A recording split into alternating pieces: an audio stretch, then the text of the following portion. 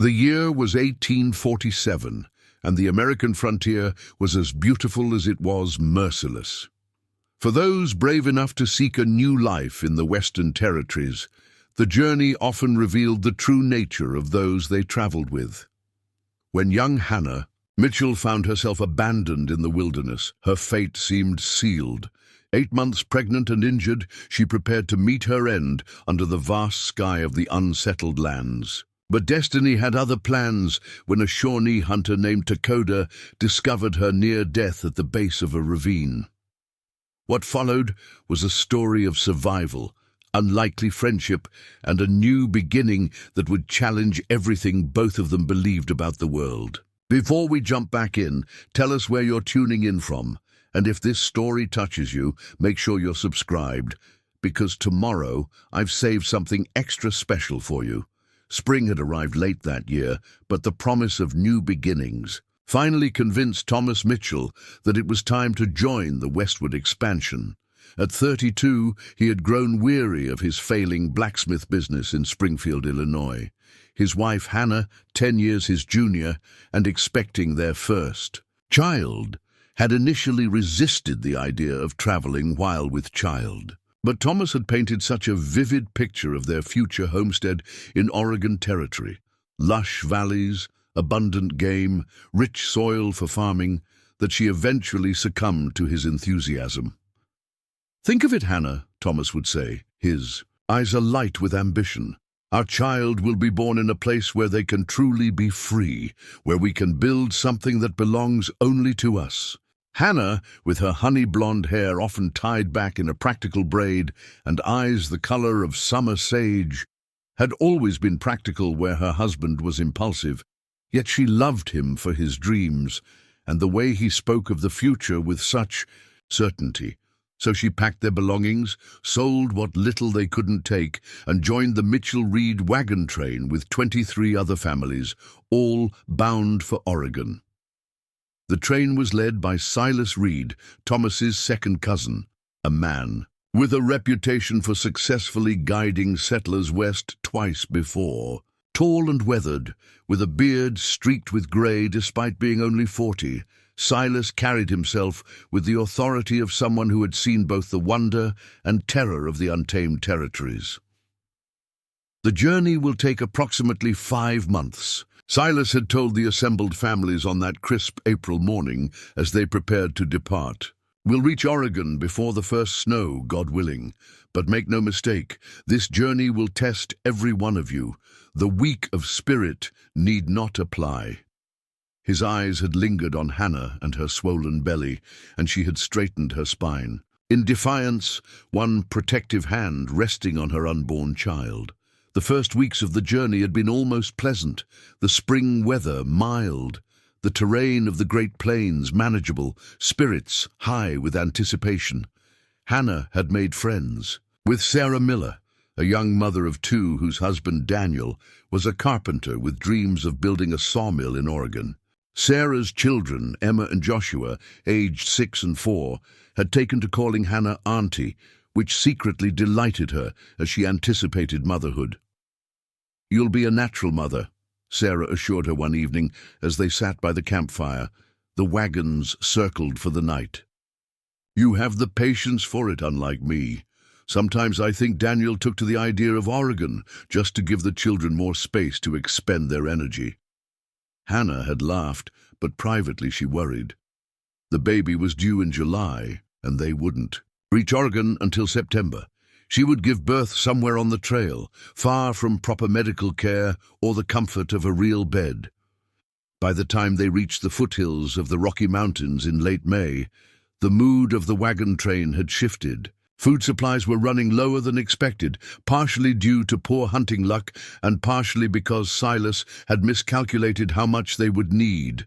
The terrain grew more difficult, slowing their progress. Wagons broke down more frequently on the rocky paths, and tempers frayed under the strain.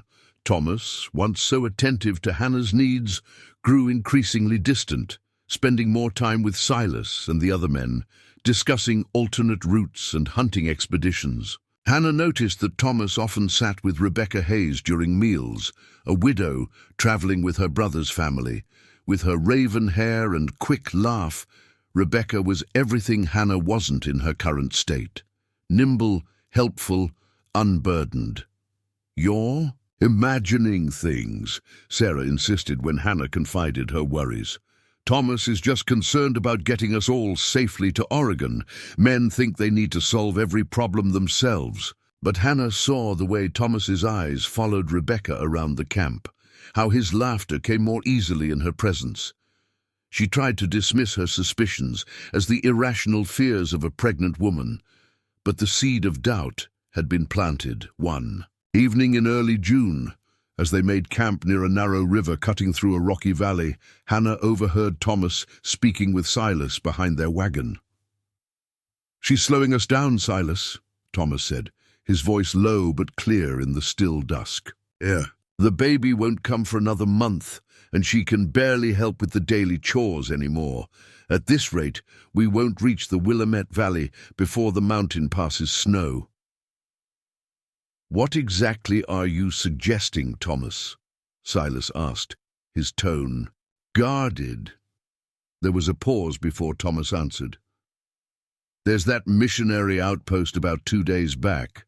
We could leave her there until after the baby comes. She could catch up with another train later in the season or next year." Hannah froze, her hand instinctively moving to her belly where the baby kicked vigorously, as if protesting the father's suggestion. "And what would you do?" Silas's voice had an edge to it now. "Continue on without your wife and child?" "I could prepare our homestead," Thomas replied quickly, too quickly. "Make sure everything is ready for when she arrives." "And does Rebecca Hayes factor into this plan of yours?" The silence that followed told Hannah everything she needed to know. She retreated quietly to the campfire, her mind reeling. That night she lay sleepless beside Thomas, listening to his even breathing and wondering how the man she had married, the man who had once held her hands and promised to cherish her all his days, could contemplate abandoning her and their unborn child. The next morning Hannah said nothing of what she had overheard. She went about her chores with mechanical efficiency, avoiding Thomas's gaze. When Sarah asked if she was feeling well, Hannah merely blamed her pallor on a restless night. For 3 days, Hannah observed Thomas and Rebecca together, noting their furtive glances and brief touches when they thought no one was looking. She saw how Thomas volunteered for the same duties as Rebecca, how they would disappear momentarily behind wagons or into the trees to gather firewood. On the 4th day, as they navigated a particularly treacherous mountain pass, disaster struck. Hannah was riding in their wagon, while Thomas walked alongside to lighten the load for the struggling oxen. The path narrowed, with a steep drop to the left and a rocky wall to the right. The lead wagon hit a boulder, causing a chain reaction, as drivers pulled hard on their reins to avoid collision. Thomas, who had drifted ahead to walk near Rebecca's wagon, rushed back when he heard the commotion, but he was too late. The Mitchell wagon teetered on the edge of the path, the right wheels lifting off the ground as the oxen strained against the weight. "Jump, Hannah!" Thomas shouted, his face pale with fear as he ran toward her. Hannah tried to move, but her swollen body was too slow. The wagon lurched again, and suddenly she was falling, tumbling over the edge of the path. She heard screams, her own and others, as she plummeted down the rocky slope, trying desperately to protect her belly as she fell. The world spun in sickening circles until a jarring impact knocked the breath from her lungs. Pain exploded through her body, and darkness crowded the edges of her vision. The last thing she saw before losing consciousness was Thomas's face peering over the edge of the cliff, Rebecca Hayes at his side. When Hannah awoke, the sun was setting, casting long shadows across the ravine where she had landed. She was alone. Painfully, she took stock of her injuries, a gash on her forehead that had bled into her eyes, a left arm that screamed in agony when she tried to move it, lightly broken, and countless bruises and cuts across her body. Miraculously, when she placed her right hand on her belly, she felt a reassuring kick from the baby within. "Hello?" she called out weakly, her voice barely carrying in the vast wilderness. "Thomas? Anyone?" Only the wind answered, whistling through the pine trees that dotted the ravine. With growing horror, Hannah realized the wagon train had continued on without her. Whether Thomas had believed her dead or simply seized the opportunity to be rid of his burdensome wife, the result was the same. She had been abandoned. Night fell, bringing with it a bone-deep chill that made Hannah's teeth chatter. She managed to drag herself to a sheltered spot beneath an outcropping of rock, but without fire or blankets, she knew she wouldn't survive many nights in the mountain. Wilderness, wild animals, exposure, her injuries, or the impending birth of her child, any one of these could claim her life. As she huddled in the darkness, Hannah wept not for herself, but for her unborn child, who might never draw breath in this world. She spoke softly to her belly, making promises she feared she couldn't keep. "I'll find a way," she whispered. "Somehow, I'll keep you safe." Morning came with no relief. Hannah's throat was parched, her injured arm throbbing with each heartbeat. She knew she needed to find water, but every movement sent waves of pain through her body. Still, the thought of her child gave her the strength to stand, leaning heavily against the rock wall. She began to follow the bottom of the ravine, hoping it would lead to water. The going was excruciatingly slow, each step a new lesson in pain. By midday, the sun beat down mercilessly, and Hannah's vision began to blur with dehydration and exhaustion. Finally, she heard the blessed sound of running water. A small stream cut through the ravine, about 50 yards ahead. Hannah pushed herself forward, collapsing at the water's edge and drinking deeply from her cupped right hand. For 2 days, Hannah survived on water from the stream and a few wild berries she recognized as safe to eat from her childhood on her father's farm. She tried to climb the ravine walls to find the trail again, but lacked the strength with her injured arm. Each night, she built a small fire with one-handed clumsiness, hoping against hope that someone from the wagon train had realized she might have survived and sent a search party back for her. On the 3rd day, fever set in. Hannah's forehead burned, while her body shivered with chills. The cut on her head had become infected, the skin around it hot and swollen. She drifted in and out of consciousness, sometimes calling out Thomas's name, sometimes her parents', who had passed years before. Preparing and narrating this story took us a lot of time. So if you are enjoying it, subscribe to our channel. It means a lot to us. Now back to the story. It was in this state, delirious with fever, weakened by hunger, and growing closer to giving birth with each passing day, that Takoda found her. Takoda had been tracking a wounded elk for most of the morning, following the blood trail that led him down into the ravine. At 30, he was one of the most respected hunters in his Shawnee band, known for his ability to track game others would lose. He had been hunting alone, as he often preferred, when he spotted the thin column of smoke from Hannah's pitiful fire. Approaching, cautiously, his bow ready, Takoda was unprepared for the sight of the white woman lying half-conscious beside the dying embers. Her swollen belly immediately told him she was with child, and the angry red wound on her forehead explained her delirious state.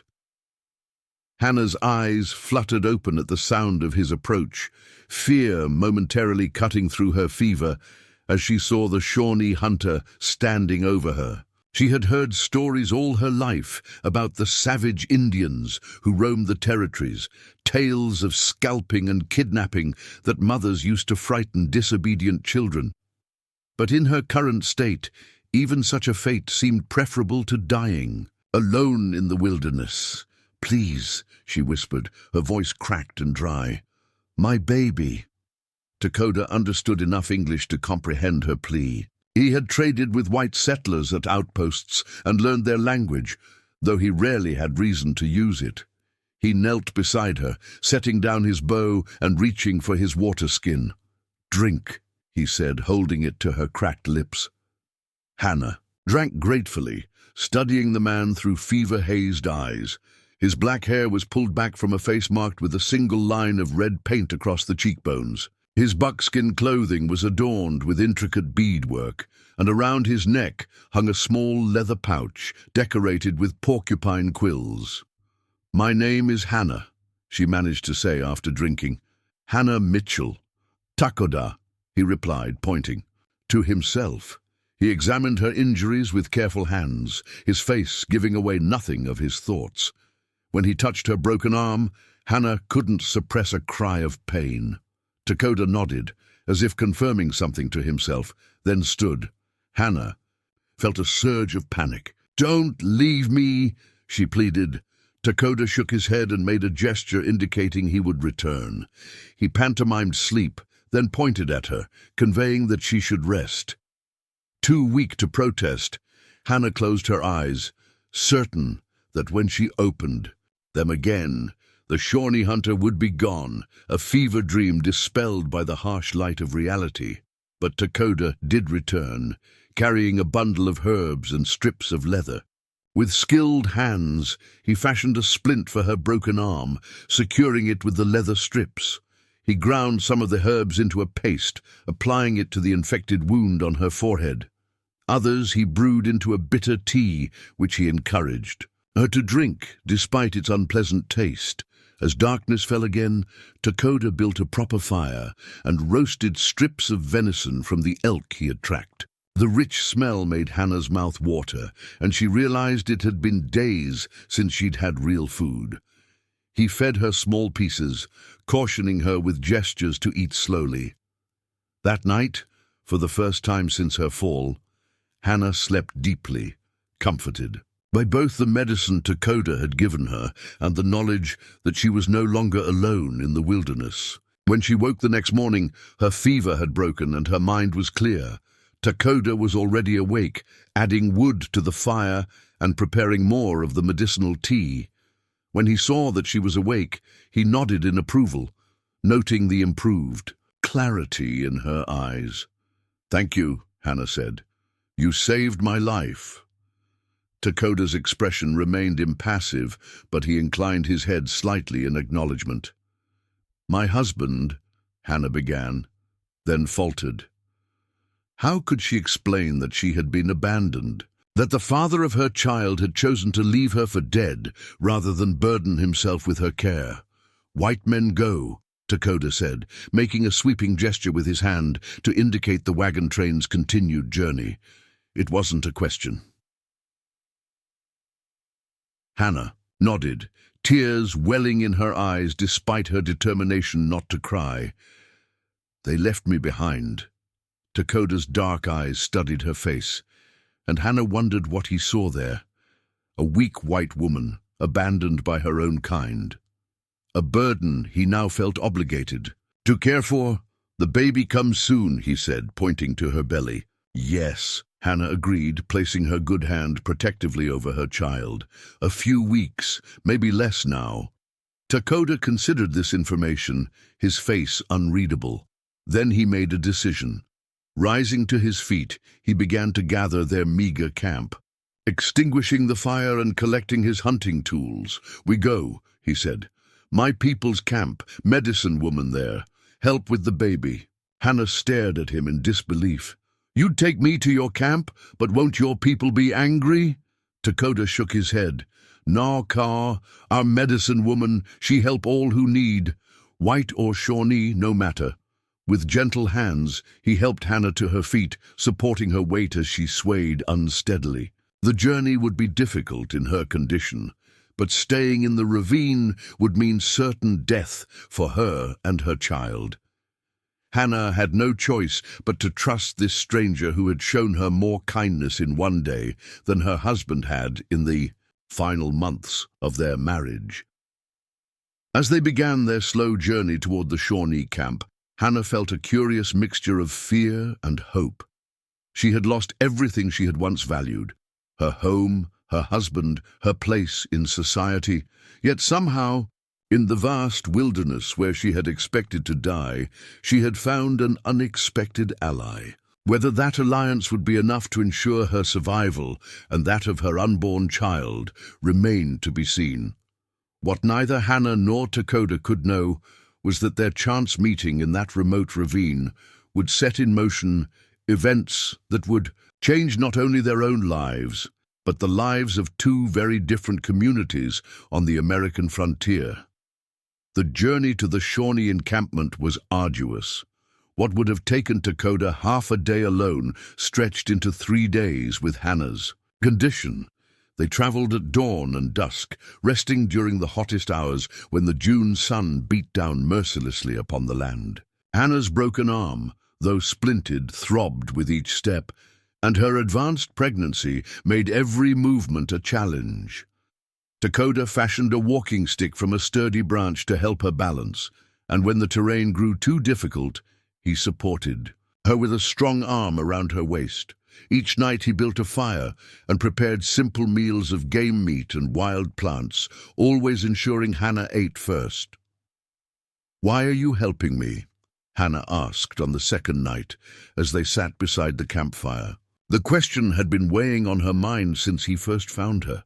Dakota was silent for so long that Hannah thought perhaps he hadn't understood.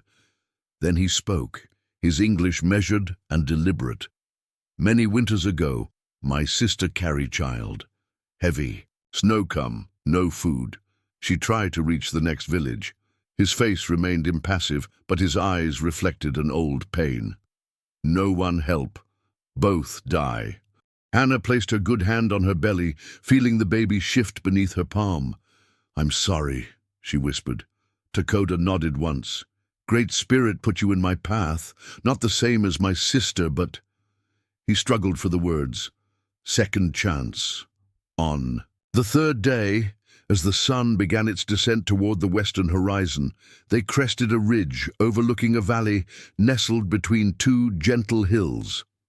Below, along the banks of a winding river, stood the Shawnee encampment, 24 conical wigwams arranged in a semicircle, thin columns of smoke rising from cooking fires. Children darted between the structures, women worked at tanning hides or grinding corn, and men returned from hunting expeditions or tended to horses in a nearby meadow. Hannah faltered, sudden fear gripping her chest. "What if they don't want me there?"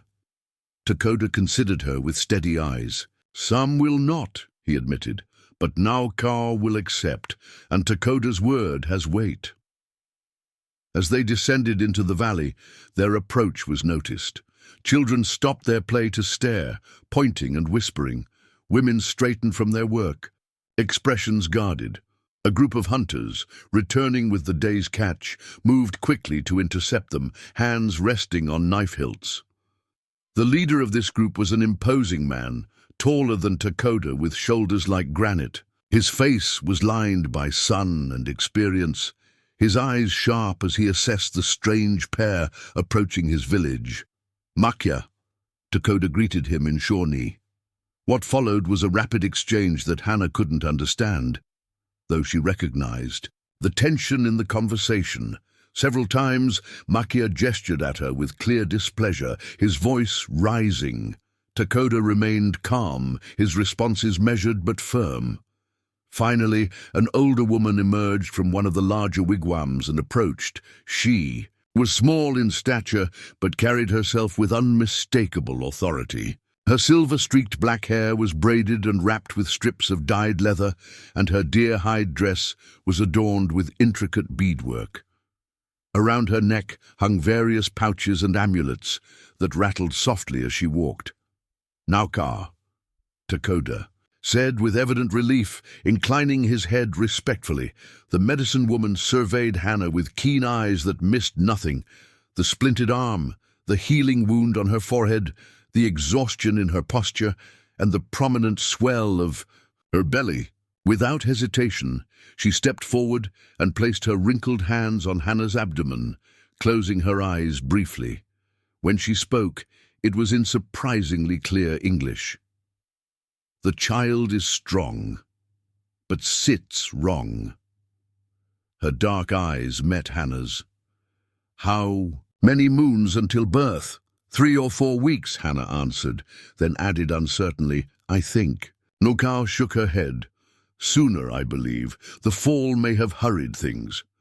She turned to Makya and spoke rapidly in Shawnee. The warrior's face remained stony, but after a final sharp comment, he stepped aside, allowing them to pass.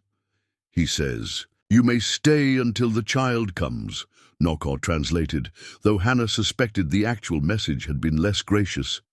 "Then you must go." "Thank you," Hannah said, her legs trembling with relief and exhaustion. The prospect of giving birth among strangers in an unfamiliar place was terrifying, but far better than facing it alone in the wilderness. Nokar led them to a small wigwam at the edge of the encampment.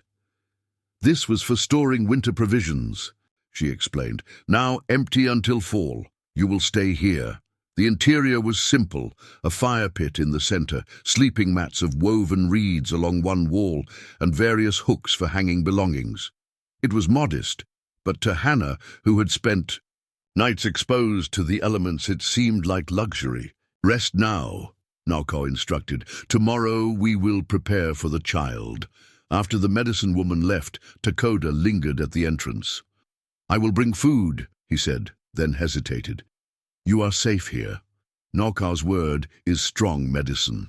When he returned with a wooden bowl of stew and a water skin, Hannah was already half asleep on one of the mats, her body finally surrendering to the exhaustion of their journey. He set the provisions beside her and quietly withdrew. Hannah awakened the next morning to find a young Shawnee woman sitting cross-legged just inside the wigwam's entrance. She appeared to be no more than 16, with bright, curious eyes and a tentative smile. "I am Kinex," she said in careful English. "Nokar sends me. I help you." Over the next few days, Kinex became Hannah's constant companion and guide to Shawnee life. The girl, Nokar's granddaughter and apprentice in the healing arts, had learned English from traders and missionaries who occasionally visited the tribe. She helped Hannah bathe in a secluded bend of the river, brought her fresh clothing, loose deer-hide dresses adapted to accommodate her pregnancy, and patiently taught her basic Shawnee phrases. Through Kinex, Hannah learned that Takoda occupied a unique position in the tribe. He was respected for his hunting skills and wisdom beyond his years, but also viewed with some suspicion for his interest in the white man's world and language. "He trades at fort sometimes," Kinex explained as she showed Hannah how to weave. "A simple basket brings back metal tools, cloth. Some elders say he is too curious about white ways." "And what do you think?" Hannah asked, struggling with the weaving technique. Kinex shrugged, her nimble fingers correcting Hannah's work. "I think knowledge is like this basket, better when woven from many different materials." While most of the tribe maintained a cautious distance, Nokar visited daily to check on Hannah's health and the baby's position. She brewed teas of herbs unknown to Hannah, applied poultices to her healing wounds, and taught her exercises to help position the baby correctly for birth. "The child turned some," she announced on the 5th day, her hands expertly probing Hannah's abdomen, "but still not perfect. We keep working." Each evening, Takoda would bring portions of his hunt to Hannah's wigwam, though he rarely stayed long. He seemed uncomfortable with the growing curiosity his attention to the white woman was generating among his people. Still, Hannah found herself watching for his arrival, grateful for the quiet strength of his presence in this strange new world. The 7th day, as Hannah sat outside her wigwam enjoying the sunset, Makya approached with 2 other warriors. Their expressions were grim, and Hannah felt a flutter of fear in her chest. "White men come," Makia stated flatly. Soldiers at North River Bend looking for something. His eyes narrowed. Or someone. Hannah's heart raced. Could Thomas have sent a search party after all? Or perhaps Sarah had convinced her husband Daniel to look for Hannah when they realized she might have survived the fall.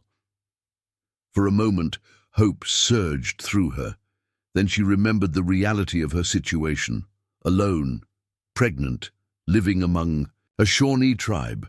If soldiers found her here, they might assume she had been taken captive. The consequences for the tribe could be disastrous. I should go to them, she said, struggling to rise. Explain that you helped me, that I'm here willingly. No. Dakota's voice came from behind her. He had approached silently, overhearing the conversation. White soldiers see white woman with child among Shawnee. They do not listen to explanations. They attack first. Then what should we do? Hannah asked, looking from Dakota to Makia. Makia's expression was severe. You are the danger you bring to our people. You should never have come. This helps nothing, brother, Dakota replied in English for Hannah's benefit. Turning to her, he explained, Scouts watch soldiers. They make camp for the night. Tomorrow they continue north, away from our village. If they change direction, we have a plan. That night, sleep eluded Hannah. She lay on her sleeping mat, her hand resting on her active child, thinking of the soldiers camped somewhere in the darkness beyond the valley. Were they truly looking for her? Would Thomas actually have sent help after initially abandoning her? The possibility seemed remote, yet who else would be searching these remote hills? Just before dawn, Hannah was awakened by the first contraction. It gripped her abdomen like an iron band, stealing her breath. When it passed, she lay still, counting the minutes until the next one came. 15 minutes later, another wave of pain confirmed her suspicion. The baby was coming, weeks earlier than expected. Kinex! She called out, knowing the girl often slept in a smaller wigwam nearby. Kinex, please! The young woman appeared moments later, took one look at Hannah's face, and ran to fetch her grandmother. Naukau arrived quickly, her expression calm as she assessed the situation. The child chooses a complicated time, she remarked dryly as she examined Hannah. Still early stages. First babies often take their time. As the morning progressed, Hannah's labor intensified. Naukau and Kinex moved with quiet efficiency, preparing herbal remedies for the pain, heating water, and arranging clean hides for the delivery. Outside, tension gripped the camp as scouts continued to monitor the soldiers' movements. Dakota appeared briefly at midday, his face drawn with worry. Soldiers break camp, he informed them. They come this way now. Naukau's eyes met his over Hannah's laboring form. How long? 2 hours, maybe 3. The medicine woman nodded once. The child will come before then, after we hide them both. Hide? Hannah gasped between contractions. Where? Cave system, Dakota explained. Beyond the western ridge. Our people use it in times of danger. As the afternoon wore on, Hannah's labor progressed faster than Naukau had predicted. The contractions came closer together, each one more powerful than the last. Hannah bit down on a strip of leather to keep from crying out, knowing that somewhere beyond the village, soldiers were approaching. Soldiers who might bring either rescue or destruction. Now, Naukau finally instructed, as the sun began its descent toward the western hills, with the next pain push with all strength. Hannah had never known pain like this. It consumed her world, narrowed her vision to a tunnel of fire and pressure. She pushed as directed, again and again, drawing on reserves of strength she didn't know she possessed. And then, as dusk settled, over the Shawnee camp, a new cry pierced the air. The first breath of Hannah's daughter, born beneath an alien sky, far from the life Hannah had once imagined. A girl, Naukau announced, cleaning the infant with practiced hands before placing her on Hannah's chest. Strong lungs. Good sign. Hannah gazed down at the tiny, perfect face of her daughter, the delicate curve of her eyebrows, the rosebud mouth, the wisps of dark hair plastered to her head. In that moment, the journey, the betrayal, the fear, all of it receded. This child was worth everything she had endured. Elizabeth, Hannah whispered, remembering her beloved grandmother's name, Elizabeth Mitchell. Her moment of peace was shattered by Dakota's urgent arrival. "Soldiers," he said, his breathing ragged from running, "less than an hour away. We must move now." Naukar nodded grimly. "The mother needs rest. The birth was fast, but there is no time," Dakota interrupted.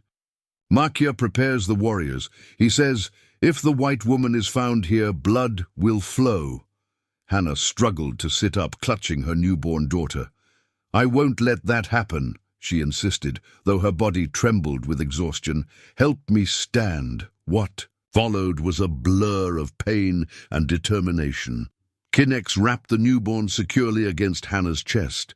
Dakota supported Hannah as she stumbled from the wigwam, her body protesting each movement so soon after giving birth. A small group had assembled, Naukar, Kinex, and 2 young warriors who would accompany them to the cave. As they prepared to leave, Makia approached, his face like thunder. He spoke rapidly to Dakota in Shawnee, gesturing angrily toward Hannah. "And the baby, what is he saying?" Hannah asked weakly. Dakota's jaw tightened. "He says you bring death to our people, that your husband leads soldiers here for revenge." "My husband?" Hannah stared in disbelief. "Thomas is with the soldiers?" After a brief exchange with Makia, Dakota nodded. Scout recognized him. "Rides, with blue-coat soldiers, 20 men with rifles." Hannah felt as though the ground had fallen away beneath her feet. Thomas hadn't come to rescue her. He had come to silence her. If she was found alive, she could reveal his betrayal, his abandonment of his pregnant wife. But why bring soldiers? Unless... "He's telling them I was captured," she realized aloud, clutching Elizabeth tighter. "That I was taken by Shawnee warriors. He's using me to justify an attack on your people." Naukar's dark eyes flashed with understanding. "Many white men seek reasons to clear Indians from good hunting lands. Your husband may have found powerful friends who want our territory." The revelation struck Hannah like a physical blow. Thomas had not only abandoned her to die, but was now using her supposed capture as pretext for violence against the very people who had saved her life. The depth of his betrayal was unfathomable. "We must go," Dakota urged, eyeing the darkening sky.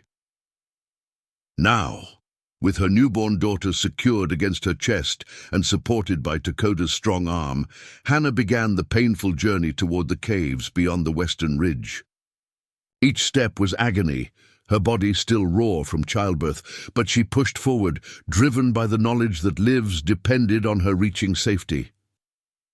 Behind them, the Shawnee camp prepared for possible conflict, women and children gathering, essential provisions, men checking weapons, scouts reporting on the soldiers' approach. Makia had made it clear that he would not initiate violence, but neither would he allow his people to be slaughtered. The path to the caves wound upward through increasingly rocky terrain.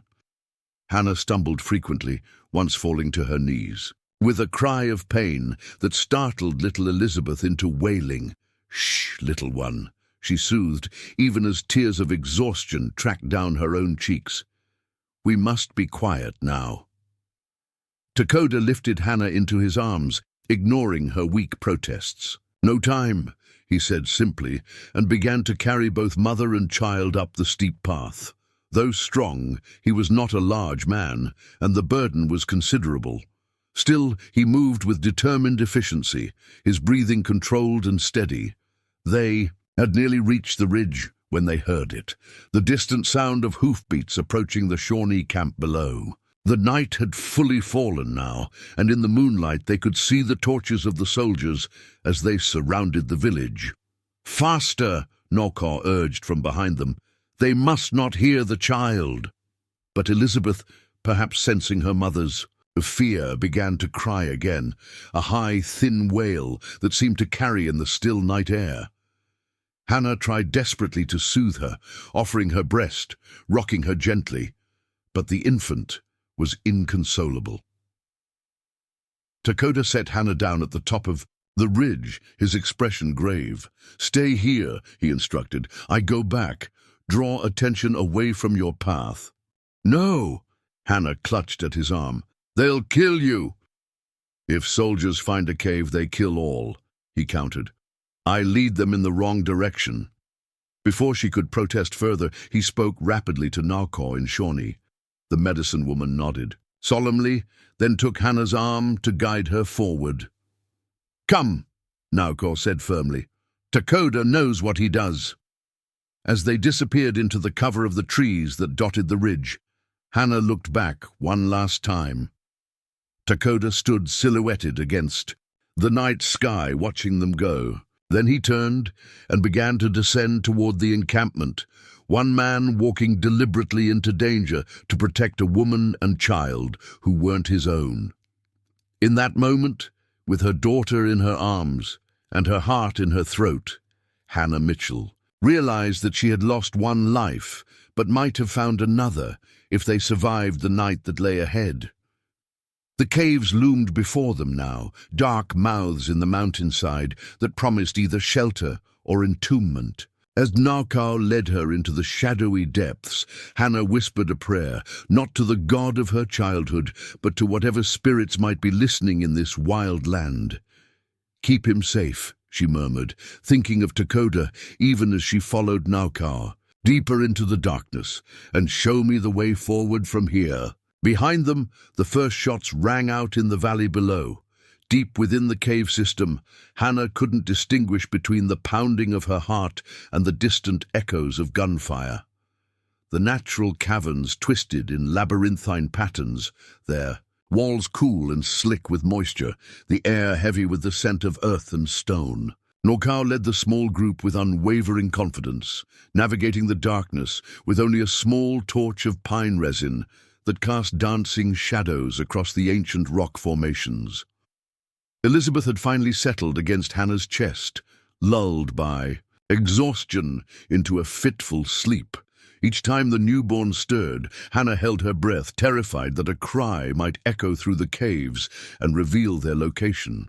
Her body ached fiercely from childbirth and the strenuous escape, but fear for her daughter and for Takoda drove her forward when her strength threatened to fail. "How deep do these caves go?" Hannah whispered to Kinex, who walked beside her, supporting her when she stumbled. "Many passages," the girl replied quietly. "Some lead to other valley, some to nowhere. Shawnee knows secret ways." Hours passed in tense silence as they moved deeper into the mountain. Occasionally, they would stop to rest, Narkor checking on Hannah's condition with practiced hands and concerned eyes. The old woman had brought herbs and clean cloths and tended to Hannah with brisk efficiency during these breaks. "You bleed still," she observed during one such examination, her face grave in the torch's flickering light.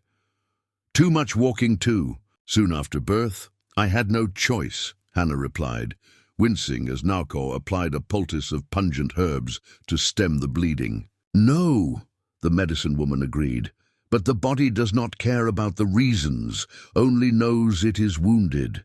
Dawn was approaching, according to Narkor's innate sense of time, when they reached a larger chamber deep within the caves. Here, Shawnee had already gathered. Elderly men and women, mothers with small children, a few injured warriors. They regarded Hannah with expressions ranging from curiosity to open hostility. An older man with a deeply lined face approached Narkor, speaking rapidly in Shawnee. His gestures were animated, his tone urgent. "Makwa asks about the fighting," Kinex translated for Hannah. "He is the tribe's storyteller, keeps our history. His grandson went with warriors." Narkor's response was measured, her hands moving in explanatory gestures. Finally, she turned to Hannah. "No word yet from the village," she explained. We wait. Rest now. Exhaustion finally claimed Hannah, and she drifted into fitful sleep in a corner of the cavern, Elizabeth secured in her arms. Her dreams were chaotic. Visions of Thomas leading soldiers with burning torches, of Takoda falling beneath a cavalry charge, of her baby crying as wagon wheels rolled over the edge of a cliff. She awakened with a start to find Kinnex beside her, offering a wooden cup of water and a strip of dried venison. "You must eat," the girl insisted. "For milk, for baby." Hannah accepted the provisions gratefully, suddenly aware of her parched throat and gnawing hunger. As she ate, she noticed that the atmosphere in the cave had changed. More people had arrived during her sleep, and conversations hummed throughout the chamber, punctuated by occasional laughter or calls of greeting. "What's happening?" she asked Kinnex. The girl's face brightened. "Good news! Soldiers gone, no one was killed." Relief flooded through Hannah, making her lightheaded. "And Takoda, he comes soon," Kinnex assured her. "He speaks with the elders." Now, at the cave entrance, Hannah struggled to her feet, ignoring the protests of her battered body. "I need to see him, to thank him." Kinnex hesitated, then nodded. "I will take you, but slowly. Naukor will be angry if you tear healing wounds." They made their way through the cavern, Hannah leaning heavily on Kinnex for support, Elizabeth still sleeping peacefully against her chest. At the far end, a narrow passage sloped upward toward daylight. Voices echoed from this direction, male voices engaged in serious discussion. As they approached, Hannah recognized Takoda's measured tones among them. He appeared unharmed, though exhaustion lined his face. Beside him stood Makia, his expression thunderous as he gestured emphatically. 3 older men, tribal elders, Hannah presumed, listened with grave attention. Takoda noticed Hannah first, his eyes meeting hers across the passage.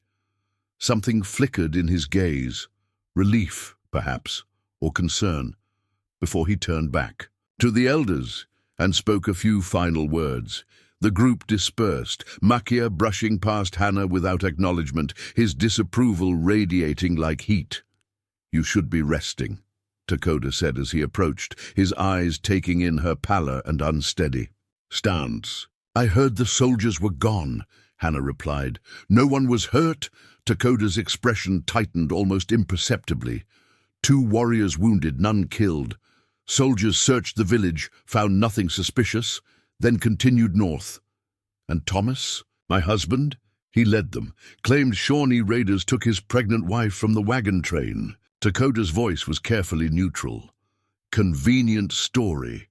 Explains why he continued journey without you." The calculated nature of Thomas's betrayal struck Hannah anew. He had not only abandoned her, but had crafted a narrative that absolved him of guilt, while potentially justifying violence against innocent people. The man she had married, the father of the child in her arms, was a stranger to her now. "What happens now?" she asked, shifting Elizabeth gently as the baby began to stir. Takoda glanced toward the elders, who had gathered with Naukar some distance away. "Council decides. Some say you must leave once you are strong enough. Too dangerous to keep white woman and child. And you? What do you say?" His eyes, dark and unreadable, studied her face. "I say waiting for strength may take too long. Husband may return with more soldiers, more determined search." Hannah felt as though the ground had shifted beneath her feet. "You want me to leave? Too?" "No." The single word hung between them, laden with meaning, Takoda seemed reluctant to elaborate on. Finally, he continued, "I say we all leave. This territory becomes unsafe. My mother's people have camp 3 days' journey west, near the trading post where some white settlers live peacefully with tribes." Hope sparked in Hannah's chest. "A place where Elizabeth and I might find acceptance?" "Perhaps. Not an easy life, but a possible life." He hesitated. "If you choose." Before Hannah could respond, Elizabeth began to cry in earnest, her tiny face contorting with hunger As Hannah shifted to nurse her, Takoda stepped back, his expression shuddering. "You rest, grow strong," he said. "Council makes decision by sundown." The remainder of the day passed in a blur of anxiety and speculation. Hannah nursed Elizabeth, dozed fitfully, and listened to the murmured conversations around her, straining to understand fragments of Shawnee that Kinex had taught her. The girl brought reports from the council discussions, though she was careful not to promise outcomes. "Makia speaks against Takoda's plan," she informed Hannah at one point. "Says, white woman brings bad spirits to tribe, and the others?" Hannah asked, fear constricting her throat. Kinex shrugged. "Some agree with Takoda, some with Makia. Nauka's voice carries weight. She supports you." By late afternoon, a decision had been reached. Naukau approached Hannah's resting place, her aged face solemn. "Council has spoken," she announced. "Tribe divides. Some follow Makia to eastern hunting grounds. Some follow Takoda to western camp." Her eyes, sharp despite her years, assessed Hannah. "You may go with Takoda's group if you wish, or we will find a place for you at White Settlement." The choice seemed clear to Hannah, yet she hesitated. Why would Takoda risk division in his tribe for me, for us? She glanced down at Elizabeth, now sleeping soundly after nursing. Norko's mouth curved in a slight smile. "Takoda sees the world changing, believes Shawnee must find a new way to live or perish. Perhaps you are part of that new way." She paused. "Or perhaps his heart speaks louder than his head. It happens, even to wise hunters." Before Hannah could process this implication, Naukar continued. "We leave at first light. Rest now. Journey will test your strength." The exodus began before dawn, as the first pale light seeped into the sky. Takoda's group comprised nearly half the tribe, families with young children, several elders including Naukar and Makwa, and warriors who respected Takoda's vision of a different future. Makia's followers had already departed for the eastern territories, the division accomplished with minimal conflict but palpable tension. Hannah traveled in a travois, a simple sledge of wooden poles, pulled by Takoda's sturdy pinto horse. Elizabeth lay beside her, swaddled in soft rabbit skins gifted by the tribal women. Though the travois movement was jarring, it allowed Hannah's body the rest it desperately needed to heal. Takoda led the procession, setting a pace that balanced urgency with consideration for the young and elderly among them. He rarely spoke directly to Hannah during the first day's journey, though his eyes frequently checked on her condition from a distance. That evening, as the tribe established camp in a sheltered valley, Kinex helped Hannah from the travois and guided her to a small fire where Naukar waited with herbal teas and fresh bandages. "The bleeding slows," the medicine woman noted with approval after examining Hannah. "Good sign, but still weak. I'll regain my strength," Hannah promised, sipping the bitter tea Naukar pressed upon her. "I won't slow the tribe's progress." "Tribe does not abandon its own," Naukar replied matter-of-factly. "You are with us now." The simple statement, "You are with us now," resonated through Hannah as she settled beside the fire, Elizabeth nursing contentedly in her arms. She had lost everything familiar, her husband, her planned future in Oregon, her place in white society. Yet somehow in the ashes of that life, something new had begun to take root. The journey continued for 3 days, following obscure trails through increasingly rugged terrain. Hannah grew stronger each day, eventually able to walk short distances during rest periods. Elizabeth thrived, her tiny features growing more defined, her eyes, blue like Hannah's, beginning to focus on the world around her. On the afternoon of the 3rd day, Takoda dropped back from his position at the head of the group to walk beside Hannah's travois. "We reach my mother's people by nightfall," he informed her. "You should know what to expect." He explained that his mother had been a northern Shawnee woman who had married into his father's southern band. She had died when Dakota was young, but her brother, his uncle Keme, was a respected leader among the northern band. The camp they approached was smaller than their previous settlement, but situated advantageously near both hunting grounds, and a trading post established by a former fur trapper named Jackson Caldwell. Caldwell married Keem's daughter, Dakota explained, lives with tribe but maintains connections with white settlers. Some families trade regularly, except tribal ways. A place between worlds, Hannah murmured, hope stirring in her chest. Dakota nodded. Not perfect. Some whites still fear or hate Shawnee. Some Shawnee remember too well white men's broken promises, but a possible place for a new beginning.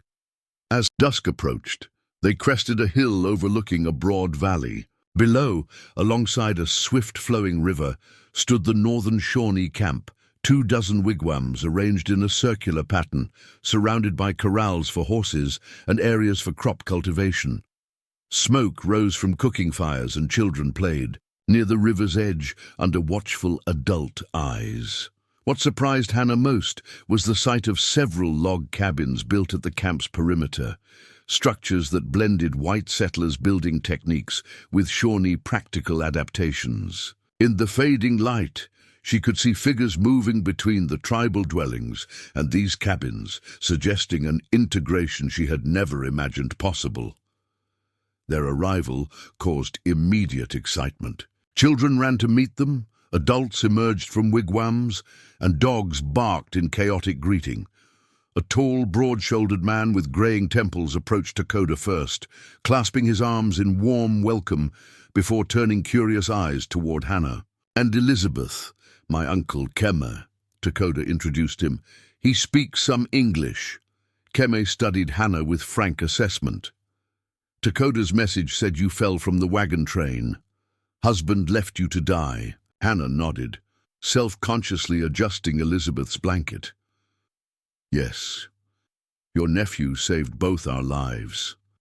The older man's weathered face remained impassive, but his eyes held a spark of approval. Dakota has good heart, sometimes too good. He glanced at his nephew, like his mother. Before further conversation could develop, a newcomer pushed through the gathering crowd, a white man in his 40s, with a sun-browned face partially hidden beneath a thick beard streaked with gray. He wore buckskins, like the Shawnee men, but his bearing and features clearly marked his different heritage. Jackson Caldwell, he introduced himself, his voice carrying the rough cadence of the frontier, but tempered with unexpected gentleness as he noted Elizabeth in Hannah's arms. My wife Aponi is Keme's daughter. We heard Dakota was bringing a white woman and child. His eyes held frank curiosity. Got quite a story to tell, I expect. That night, after being settled in a small wigwam near Naukaz, Hannah shared her full story with Caldwell and his wife Aponi, a striking woman with intelligent eyes who seemed to assess Hannah's every word and gesture. As the tale unfolded, from the wagon train journey to Thomas's betrayal, Dakota's rescue, and the confrontation with the soldiers, Caldwell's expression darkened.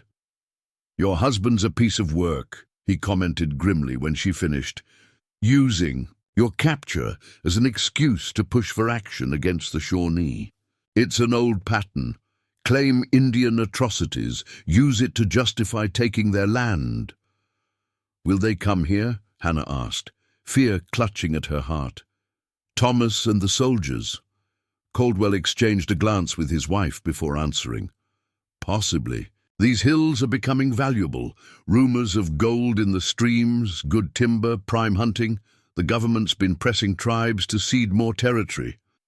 He stroked his beard thoughtfully. But we've built something different here. Whites and Shawnee living together, trading, intermarrying, makes us stronger, harder to dismiss. Aponi spoke for the first time, her English accented but clear.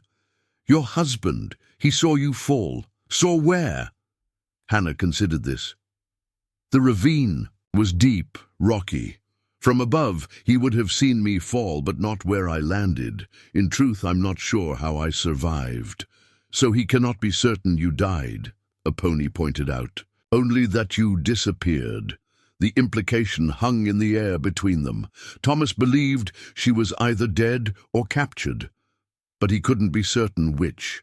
If he learned she was alive and living willingly among the Shawnee, his carefully constructed narrative would crumble. "You'll be safe here for now," Caldwell assured her, rising to leave. "Rest, heal. We'll figure out what comes next when you're stronger."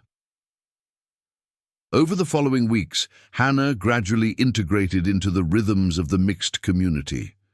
While many of the northern Shawnee regarded her with initial suspicion, Kemi's acceptance and Takoda's evident protection granted her a measure of tolerance that slowly warmed to cautious welcome. Elizabeth became an unexpected bridge between Hannah and the tribal women. Fascinated by the fair-haired infant, young mothers would visit bearing gifts: soft-tanned deerskin diapers, tiny moccasins, herbal remedies for colic and rashes. Through these interactions, Hannah began to learn their language more fluently, while they practiced English phrases with increasing confidence. Jackson Caldwell's wife, Aponi, became an unexpected ally, teaching Hannah skills necessary for frontier survival: how to preserve food, tan hides, identify medicinal plants, and construct practical garments suited to the wilderness.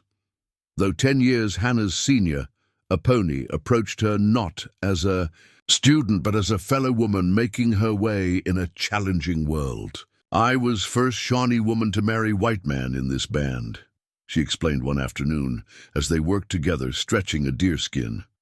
"Many thought I betrayed my people. Others feared Jackson would take me away, make me forget tribal ways." She smiled slightly. "Instead, he learned our ways, brought useful knowledge from his world. Together, we built something new." "Is that possible for everyone?" Hannah asked, thinking of the divided reactions to her presence. "This blending of worlds?" Aponi considered the question seriously. "Not easy, requires open heart, willing mind. Many whites believe they must change Indians, make them the same as whites. Many Indians fear losing what makes them Shawnee, Cheyenne, Delaware." Her dark eyes met Hannah's directly. "The question is, what do you believe?" It was a profound question that Hannah carried with her in the days that followed. What did she believe now? Her former life had been built around certainties that had crumbled. Beneath her, the promise of a faithful husband, the security of a recognized place in society, the protection of shared values and expectations. Here, in this community that existed in the borderlands between two worlds, everything familiar had been stripped away, leaving her to rebuild her understanding from foundation stones. Takoda remained a constant yet distant presence. He had responsibilities within the tribe, hunting, participating in council meetings, training younger warriors, yet Hannah often caught him watching her and Elizabeth from afar. Occasionally, he would bring special provisions: a particularly tender cut of venison, berries gathered from a secret patch, a carved wooden rattle for Elizabeth. These gifts were offered without ceremony and received with quiet gratitude, the connection between them acknowledged but undefined. 6 weeks after their arrival at the northern camp, Hannah sat outside her wigwam in the warm afternoon sun.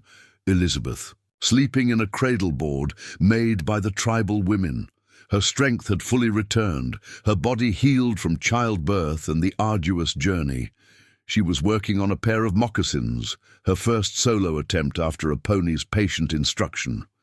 When Jackson Caldwell approached, his expression unusually grave.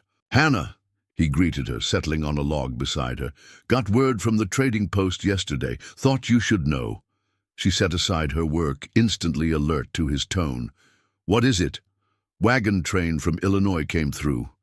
Man named Miller. Asking questions about a woman matching your description. Said his wife was friends with you. Feared you might have survived the fall." Hannah's heart leapt.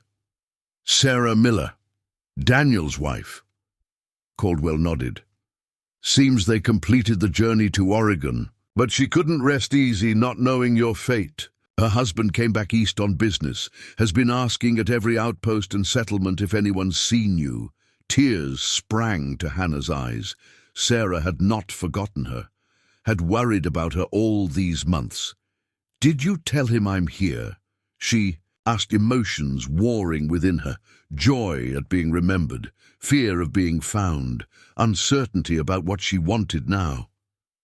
"Told him I'd pass along the message if I heard anything," Caldwell replied carefully. "Thought you should decide what happens next."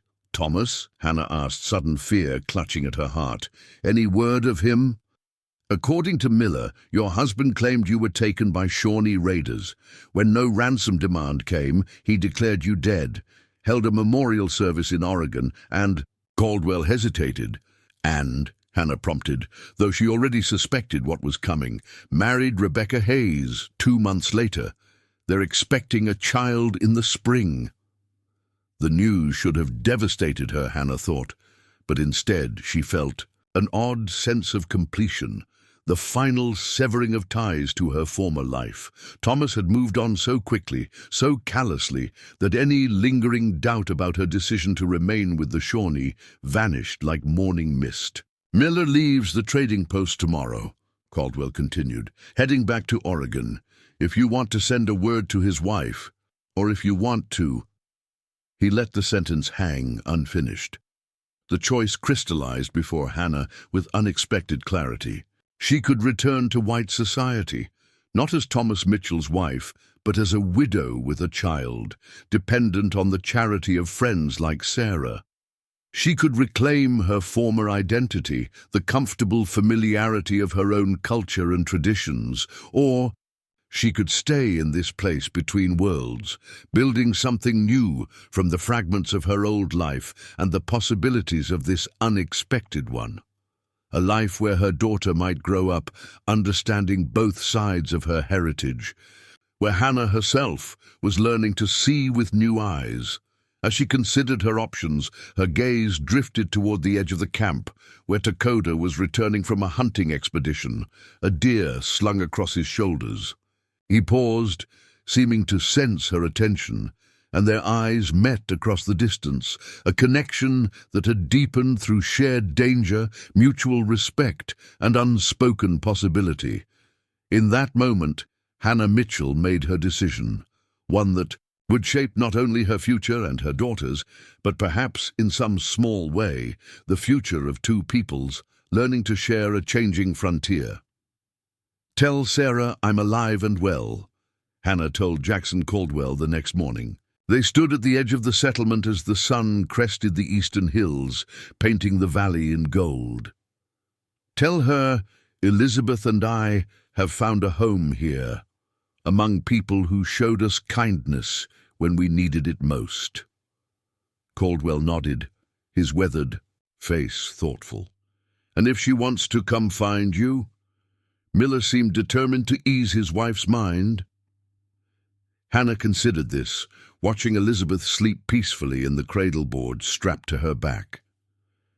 "Tell her she's welcome, but to come without Thomas knowing. I don't want him or any soldiers following her here." "Wise precaution," Caldwell agreed. "I'll ride to the trading post myself, speak to Miller before he leaves." He studied her face. "You're certain about staying? It's not an easy life here." "On the frontier." Hannah's gaze drifted toward the bustling camp, where Shawnee women prepared morning meals while children played underfoot. Nokau sat outside her wigwam, grinding herbs with a stone mortar, occasionally barking instructions at Kinex. Near the horse corral, Dakota worked with 2 young warriors, demonstrating how to properly fashion a new type of bridle he had designed. "I'm certain," she replied firmly. "This place, these people, they've become my home in ways Springfield never was." Caldwell smiled, revealing a flash of genuine warmth beneath his gruff exterior. "Then I'll help you make it official, if you're amenable. Settlement needs a school teacher. Most whites can't read, and the Shawnee want their children to learn English writing. A pony tells me you've got education." Surprise flickered across Hannah's face.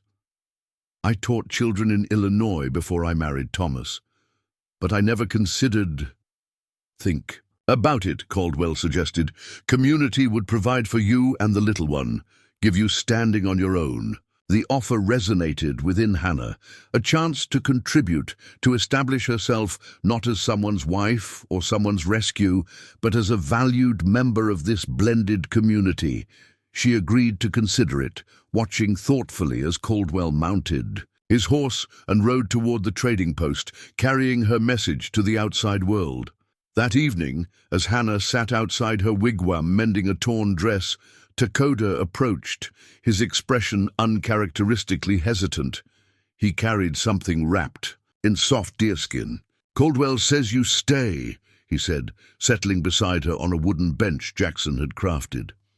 "Yes," Hannah confirmed, setting aside her sewing. "This place feels right for Elizabeth. For me." Takoda nodded, his dark eyes holding hers with an intensity that made her breath catch. "Good. He hesitated, then continued more firmly.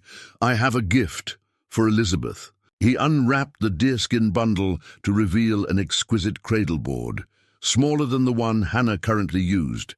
This one was sized perfectly for an infant, carved from pale wood and decorated with intricate symbols burned into its surface. Soft leather straps and a cushion lined with rabbit fur completed the practical yet beautiful creation.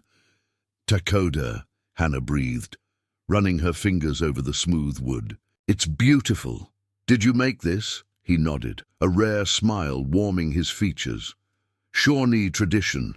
When a child becomes part of a tribe, receives a cradle board with protection symbols. His finger traced one of the designs. "This is an eagle for clear vision. This turtle for a long life. This wolf for loyalty to family."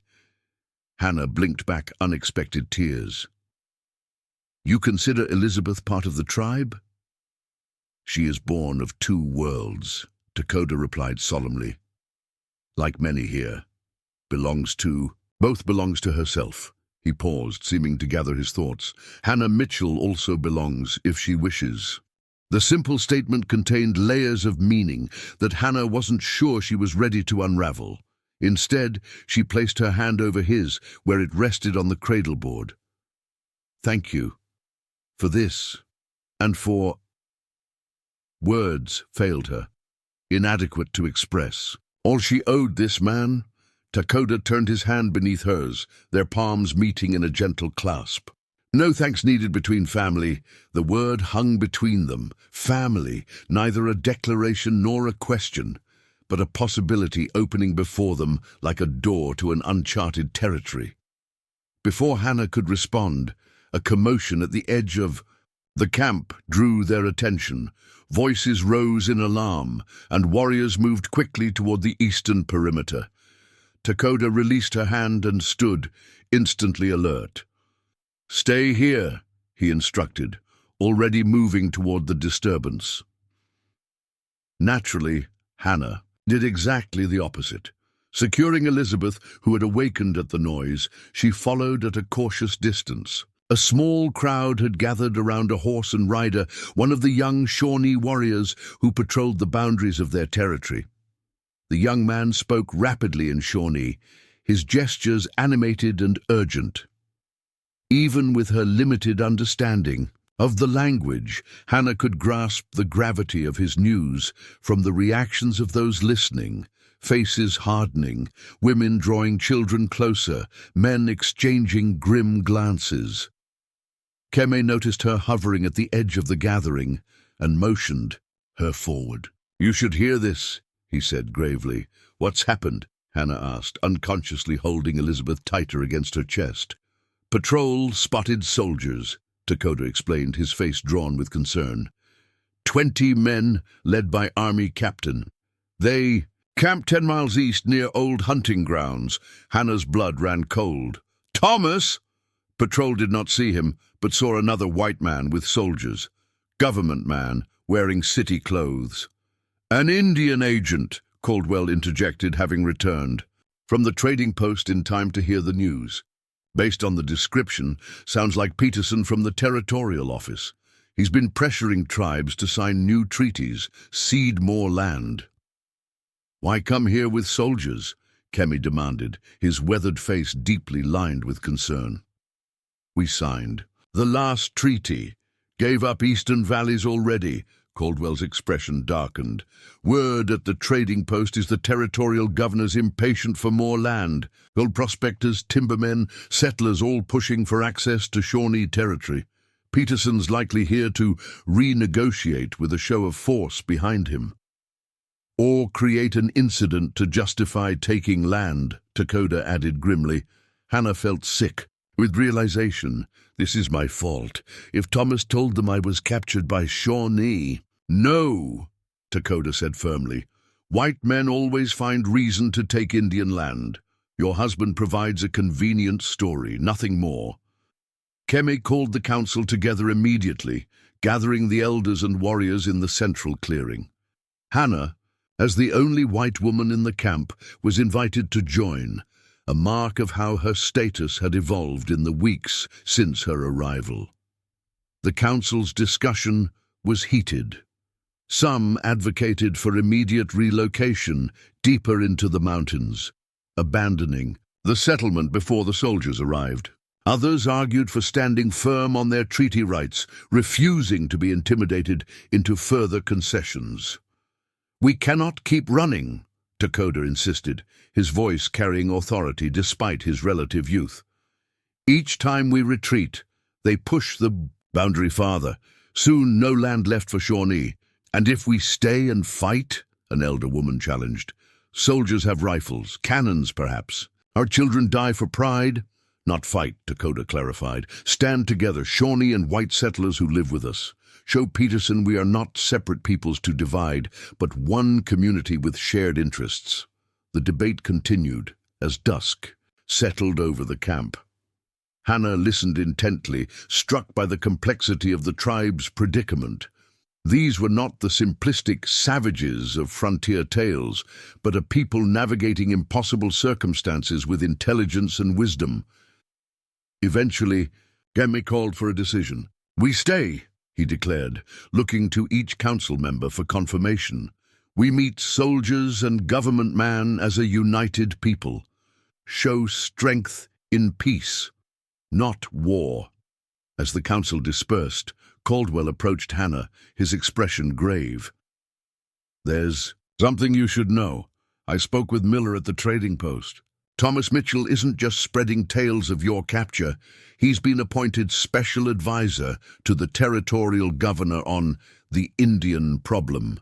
He's using your story to build a career. Hannah felt as though she'd been struck. He's with the government men? Not with this group, according to Miller, but he's in Oregon City, bending important ears. If Peterson discovers you're here, living willingly among the Shawnee, it undermines Thomas's entire narrative, Hannah finished, understanding dawning, and threatens his position. Caldwell nodded grimly. You might want to consider staying out of sight when these officials arrive. The suggestion, though practical, struck Hannah as fundamentally wrong. She had hidden long enough, first as Thomas's increasingly neglected wife, then as a frightened survivor in the wilderness. The thought of concealing herself now, when her very existence could protect these people who had become her family, was intolerable. No, she said firmly, I won't hide. The soldiers arrived the following day at noon, the sun high overhead, eliminating shadows that might conceal intentions or expressions. Captain James Harrington led the column, a West Point graduate with rigid posture and calculating eyes beneath. His wide-brimmed hat. Beside him rode Gregory Peterson, the Indian agent, a thin, dyspeptic man whose expensive Eastern clothes seemed ill-suited to frontier travel. The Shawnee received them with careful dignity.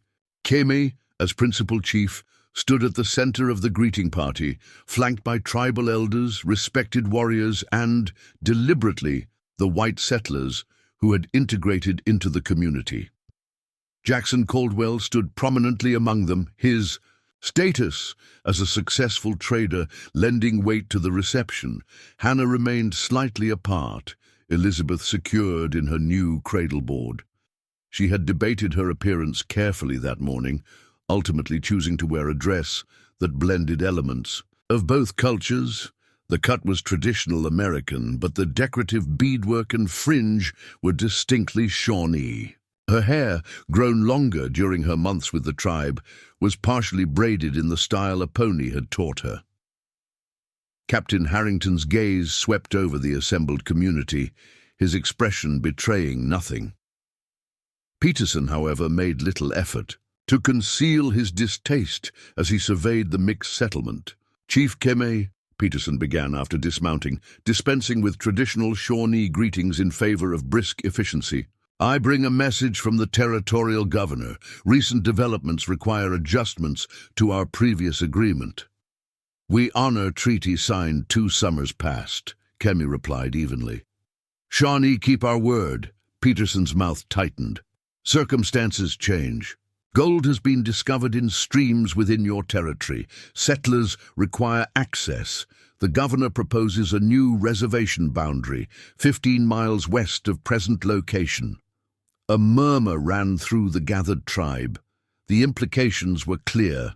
They were being asked to abandon their established settlement, their cultivated fields, their sacred sites, and retreat yet again before the advancing tide of white expansion. "This land was recognized as Shawnee by a signed treaty," Keme stated, his dignity unwavering despite the outrageous demand. "We have paper with the governor's mark. We have witnesses." "I'm afraid reports of hostile activity have invalidated that agreement," Peterson countered smoothly. "We have documented cases of harassment against settlers, theft of livestock, and at least 1 abduction of a white woman from a wagon train bound for Oregon." This was the moment Hannah had anticipated. She stepped forward, Elizabeth secure against her chest, and spoke clearly enough for all to hear. "I am that woman, Mr. Peterson, Hannah Mitchell, and I was not abducted. I was rescued after being left for dead." Peterson's head snapped toward her, his eyes widening in shock. Captain Harrington studied her with newfound interest, his professional composure momentarily slipping. "Mrs. Mitchell?" Peterson recovered quickly. "Your husband reported you were taken by Shawnee raiders. He's been instrumental in advising the territorial office on response to Indian aggression." "My husband," Hannah replied steadily, "abandoned me after I fell from our wagon on a mountain pass. He left me to die because I had become inconvenient to his ambitions. It was Takoda of the Shawnee who found me, treated my injuries, and helped deliver my daughter when her time came early." She moved closer, conscious of all eyes upon her, the soldiers, the tribal members, the mixed-blood children peering curiously from behind their mothers' skirts. "I live here by choice, Mr. Peterson, as do many others who have found that cooperation serves both peoples better than conflict. There has been no abduction, no aggression. The only hostility comes from those who would use fear to justify taking what isn't theirs." Peterson's face flushed with anger. "This is absurd. You've clearly been coerced or—" His gaze flicked to Elizabeth, then to Takoda, who stood nearby, "or compromised in other ways." The insinuation hung in the air, ugly and deliberate. Hannah felt a surge of indignation so powerful it nearly took her breath. "My daughter's father is the man who abandoned us both," she stated, her voice tight with controlled fury.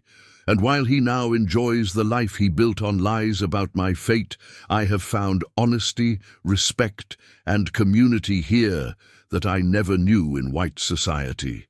Captain Harrington, who had remained silent throughout the exchange, finally spoke.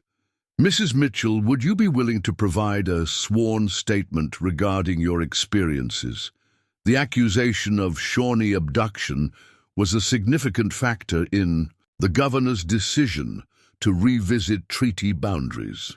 Peterson began to protest, but Harrington silenced him with a sharp glance. The captain, Hannah realized, was not necessarily an ally, but he was a man who preferred facts to convenient fictions.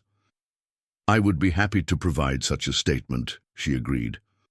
"And I believe others here could attest to similar experiences of cooperation rather than conflict." What followed was unprecedented in frontier diplomacy. Hannah's testimony, delivered clearly and without embellishment, was recorded by Captain Harrington's adjutant. Jackson Caldwell then presented documentation of the trading relationships established between the settlement and white communities. Shawnee and other mixed heritage residents spoke of their experiences bridging both worlds.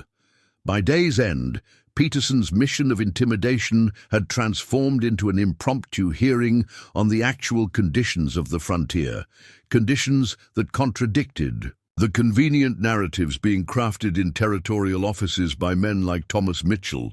Captain Harrington, revealing himself as a man of unexpected principle, finally addressed Peterson as the sun began to set. "I believe we've gathered sufficient evidence to warrant reconsideration of the governor's directive," he stated formally.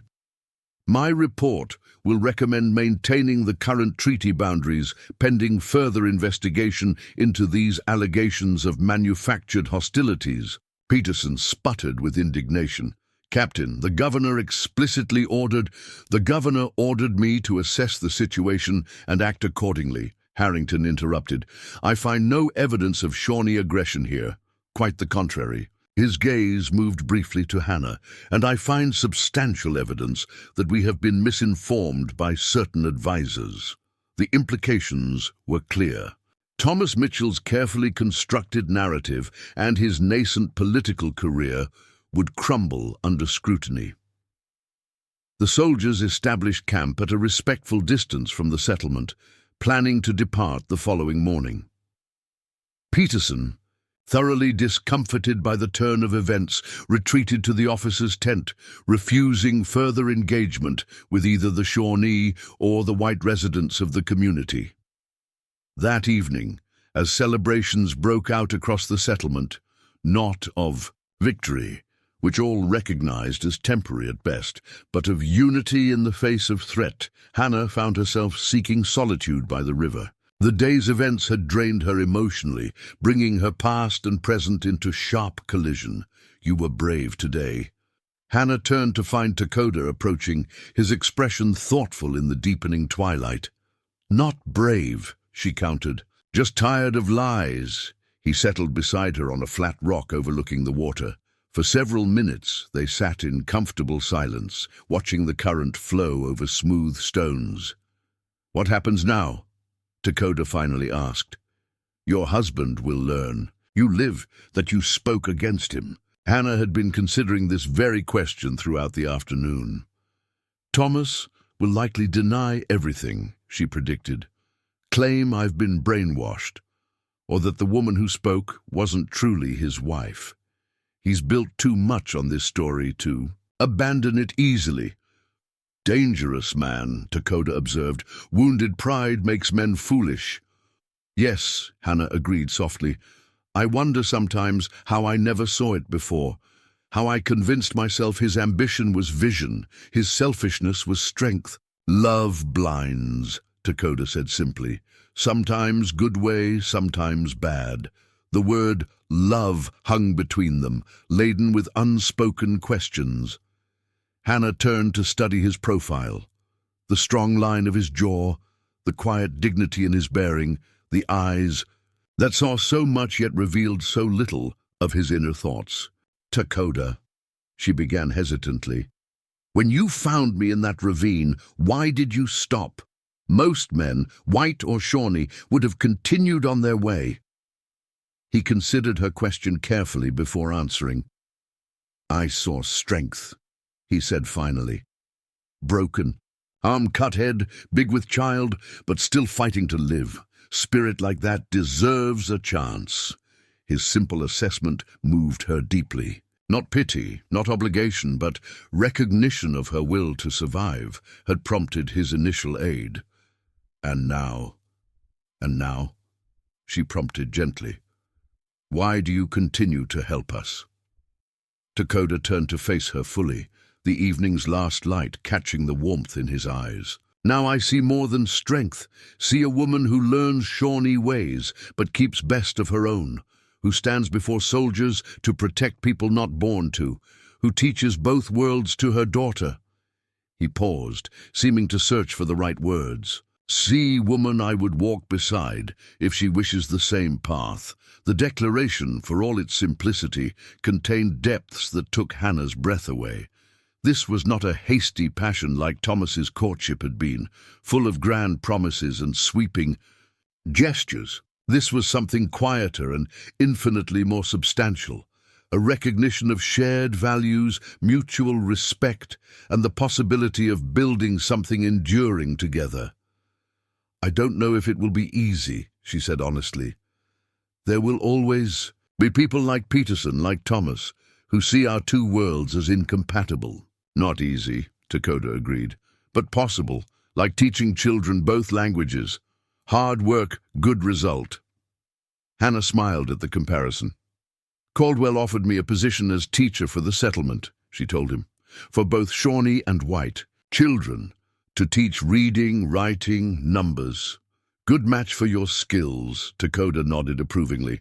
Children need a bridge between worlds, like Elizabeth will be.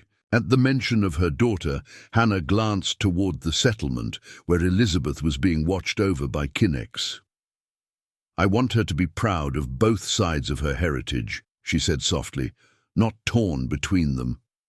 She will be, Dakota assured her, because Mother shows the way. The confidence in his voice warmed something deep within Hannah. A place that had been cold since that terrible day on the mountain pass, when she had fallen not just from a wagon, but from the future she had planned. In its place, something new had taken root, unexpected, challenging, but vibrant with possibility. I would like to walk the same path, she said finally, her hand finding his in the gathering darkness. If you're certain it's what you want. Dakota's, fingers entwined with hers, strong and sure. More certain than sunrise, he said simply. As they sat together by the river, the sounds of celebration drifted from the settlement, drums and singing, laughter and conversation in two languages, blending into one community's voice. It was not, Hannah reflected, the life she had imagined when she'd left Illinois nearly a year ago. It was something altogether more difficult, more precious, and more true. The frontier that had nearly claimed her life had instead given her a new one, not as Thomas Mitchell's wife bound for Oregon, but as Hannah Mitchell of the mixed Shawnee settlement, mother to Elizabeth, teacher to children of two worlds, and partner to a man who saw strength where others had seen only burden.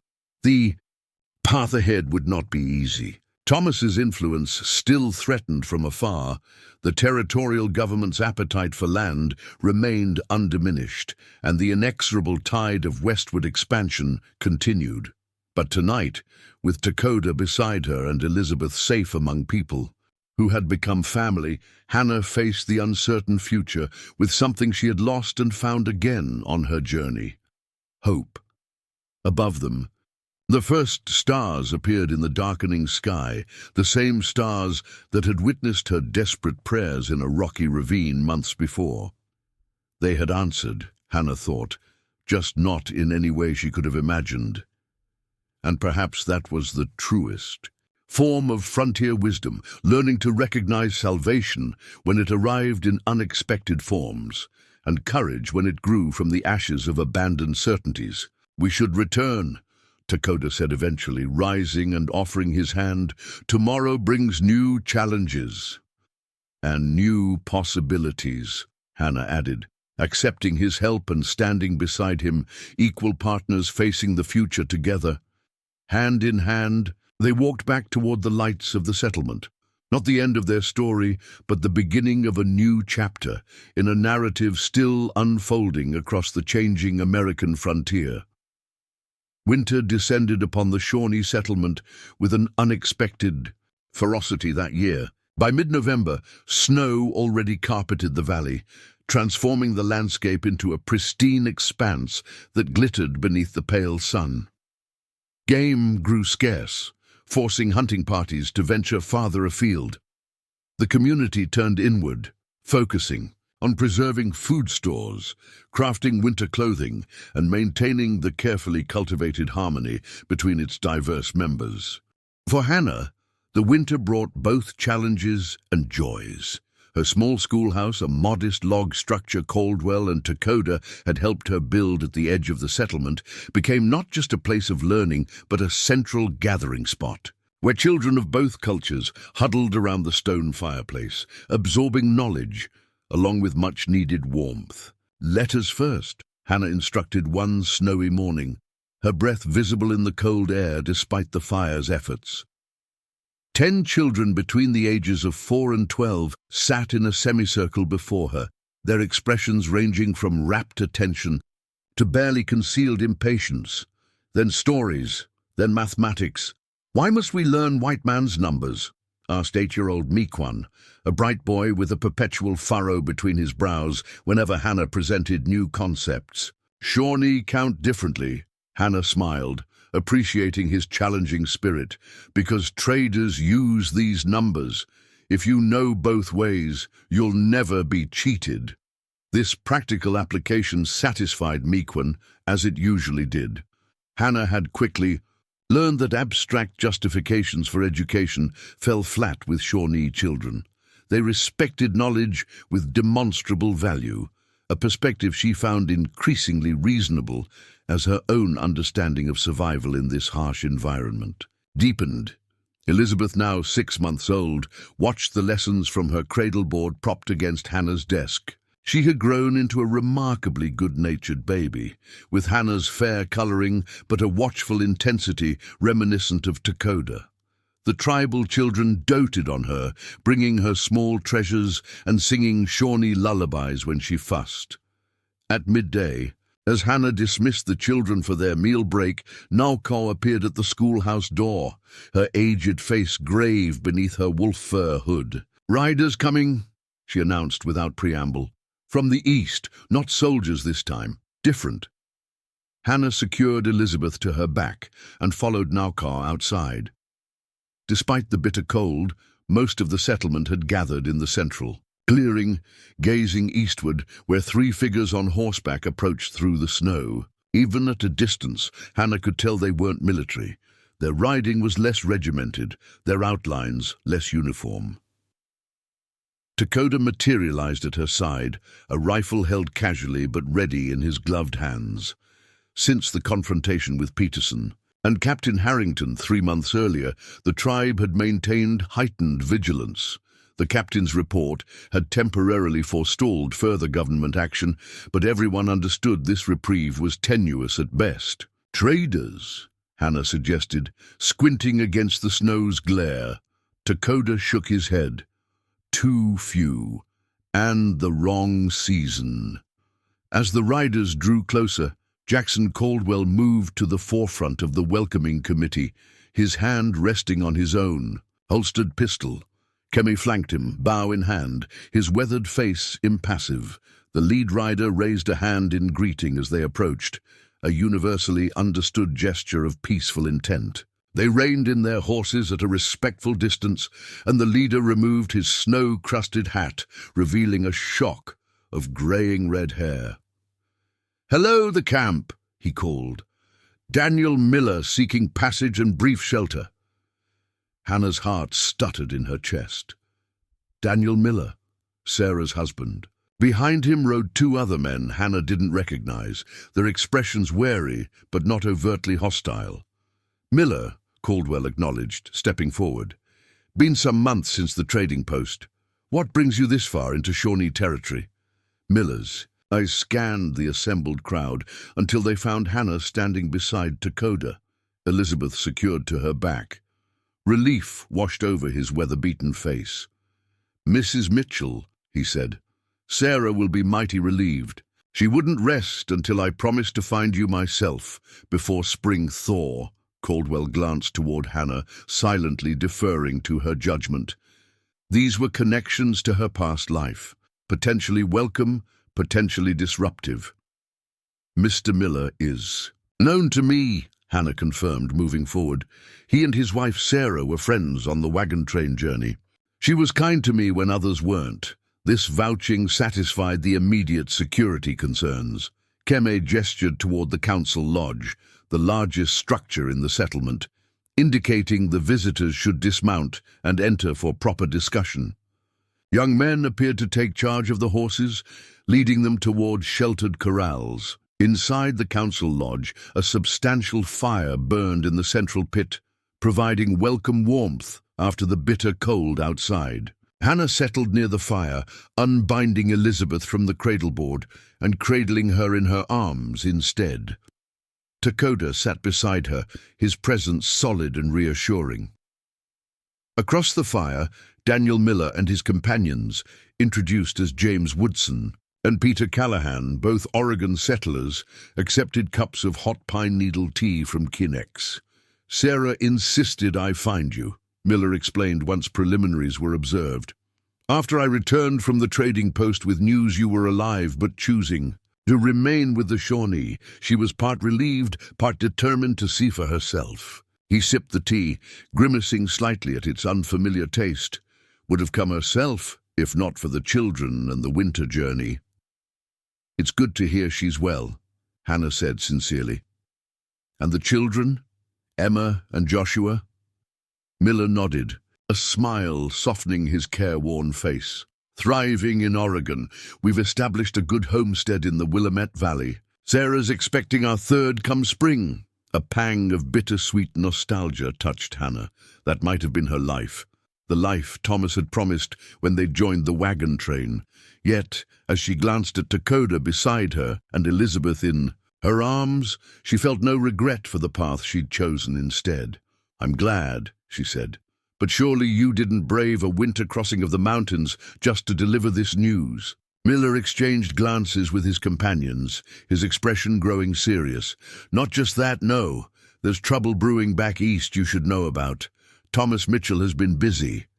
Hannah tensed, instinctively holding Elizabeth closer. What kind of trouble? He's become influential in territorial politics, Miller explained. Uses your tragic story to advocate for aggressive action against tribes throughout the region.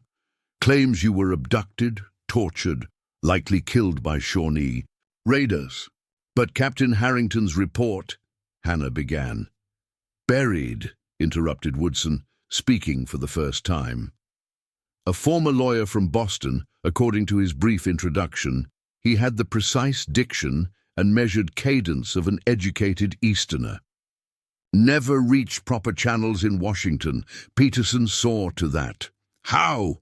Caldwell demanded, leaning forward with alarm evident in his posture. Intercepted dispatches, most likely, Woodson replied. Harrington was reassigned to a remote post in California Territory shortly after filing his report. Convenient timing. Keme's expression darkened. So white government never hears the truth about settlement, about Hannah Mitchell being here. By choice. Worse than that, Miller continued grimly. Thomas has partnered with investors interested in the rumored gold deposits in this region. They're pressuring the governor to authorize a punitive expedition against hostile Shawnee bands in this very area. The implications landed like a physical blow. Thomas wasn't just denying Hannah's survival, he was actively working to destroy the community that had taken her in, potentially including her and Elizabeth, to protect his political position and financial interests. When? Dakota asked, his voice steady despite the grave news. Spring, Miller answered. As soon as the mountain pass is clear. They're gathering volunteers now, offering land grants in pacified territory as compensation. A heavy silence fell over the council lodge. Hannah's mind raced, calculating timelines, considering options. By spring, Elizabeth would be approaching her first birthday. The settlement would be vulnerable after winter's depletions, even with Caldwell's connections at the trading post and the handful of supportive white settlers. They couldn't hope to withstand a government-sanctioned military action. There's more, Miller added reluctantly. Thomas has remarried, as you know. His new wife, Rebecca, lost the baby she was carrying. They're claiming now that you took their infant when you fled, that the child you have is actually Rebecca's. Stolen by you and your Shawnee conspirators? Hannah gasped, instinctively clutching Elizabeth tighter. That's insane. Elizabeth was born after I fell from the wagon. Rebecca wasn't even pregnant then. She was using my condition to curry favor with Thomas. Truth matters little in this narrative, Woodson observed dryly. It's a compelling story for settlers already inclined to fear natives. A white woman kidnapped, a white baby stolen. Powerful motivation for volunteers. Hannah looked down at Elizabeth, peacefully sleeping in her arms, blissfully unaware of the dark forces gathering against her very existence. The idea that Thomas, who had abandoned them both, would now claim her daughter as his legitimate child with Rebecca was so twisted, so callously calculated, that it left her breathless with fury. "What do we do?" she asked, looking to Dakota, to Keme, to Caldwell, the leaders who had guided this community through previous threats. "We could relocate again," Kinnock suggested hesitantly. "Move deeper into mountains where soldiers cannot easily follow." Gem shook his head. "Already moved 3 times in my lifetime. Each new place is smaller, harder. Game grows scarce, winter's harsh. Children and elders suffer most." "Fight," suggested one of the younger warriors, his hand instinctively moving. "To his knife hilt. Against territorial militia with government backing," Caldwell countered. "That's suicide, son. And exactly what Thomas Mitchell wants. Justification for seizing all Shawnee lands." Dakota, who had remained thoughtful throughout the exchange, finally spoke. "Not move, not fight." His dark eyes met Hannah's with calm certainty. "We expose. Lie at its source." "What do you mean?" Hannah asked. "Thomas Mitchell builds power on story of your death or capture, on claim that Elizabeth is stolen child." Dakota's gaze swept the assembled council. "We bring Hannah Mitchell to Oregon Territory. Show she lives free, by choice. Show Elizabeth is her natural child, born after she was abandoned." The boldness of the suggestion momentarily stunned the council into silence. It was Woodson who recovered first, his legal mind immediately assessing the strategy. "It could work," he acknowledged. "Mitchell's entire narrative collapses if Hannah appears publicly, especially with witnesses who can testify to the timeline of events. His political allies would distance themselves quickly. No one wants association with such a blatant fabrication." "And the gold interests?" Caldwell pressed. "They'll still want these lands. Without Mitchell's convenient story, they'd need another pretext," Woodson replied. "Harder to manufacture with Hannah alive and well, contradicting the abduction narrative." Hannah's thoughts whirled. Return to Oregon, to white society after all these months, face Thomas, Rebecca, the very people who had abandoned her. The prospect was terrifying, yet the alternative was worse. Waiting for spring and the arrival of armed men intent on destroying everything and everyone she now held dear. "I'll go," she declared firmly. "Elizabeth and I will confront Thomas directly, in public, where he cannot hide from the truth." Dakota's hand found hers, warm and steady. "Not alone," he said simply. "No," she agreed, twining her fingers with his. "Not alone." The plan took shape rapidly over the following hours. Daniel Miller and his companions would return to Oregon with Hannah, Elizabeth, and Dakota. Woodson, with his legal background, would arrange a public forum, perhaps at the Territorial Assembly or a town meeting, where Hannah could present her case directly to influential citizens. Caldwell offered to contact sympathetic traders who operated between territories, ensuring word of Hannah's survival and imminent testimony spread widely enough that Thomas couldn't easily suppress it. "Journey will be dangerous," Kim warned, as discussions concluded. "Winter mountains claim many lives." "We follow the southern route," Miller assured him, "longer but safer this time of year." We'll reach Oregon City by late February if the weather holds. That night, after decisions were finalized and preparations begun, Hannah stood outside her small cabin, gazing up at stars partially obscured by drifting clouds. Elizabeth slept inside, watched over by Kinex, while Hannah sought a moment alone to process the day's revelations. The cold air stung her lungs as she breathed deeply, trying to calm the anxiety churning within her. She had come so far from the naive young woman who had left Illinois with Thomas, had endured abandonment, near death, childbirth in the wilderness, and the complete reconstruction of her identity among people she once would have feared. Now, this hard-won peace was threatened not by impersonal forces, but by deliberate malice from the man who had once promised to love and protect her. "Cannot sleep?" Dakota's voice came softly from behind her. Hannah turned, unsurprised by his quiet approach. Too much to think about. He moved to stand beside her, his shoulder barely touching hers, a subtle reminder of his presence without demanding her attention. They had developed this comfortable understanding over months together, learning when to speak and when silence served better. "Afraid to face my husband?" Dakota asked eventually, his tone free of judgment. Hannah considered the question seriously. "Not afraid of Thomas himself," she replied slowly. "Afraid of returning to that world, of being seen as I was before, just someone's wife, someone's mother, defined by my relationships rather than myself." Dakota nodded, understanding. "You are more now. Teacher, survivor, bridge between peoples. These things do not disappear in Oregon. Some people won't see beyond that poor Mrs. Mitchell or the woman who lived with savages," Hannah said, voicing fears she'd been reluctant to acknowledge even to herself. "Some people have small vision," Dakota agreed. "Matter only. If you let their eyes become yours." The simple wisdom of his statement struck Hannah profoundly. She had spent much of her early life viewing herself through others' expectations, her parents', then Thomas's. It was only in the wilderness, stripped of those external definitions, that she had begun to see herself clearly. "There's something else," she admitted, turning to face him fully. "I'm afraid of what this journey might mean for us, for you.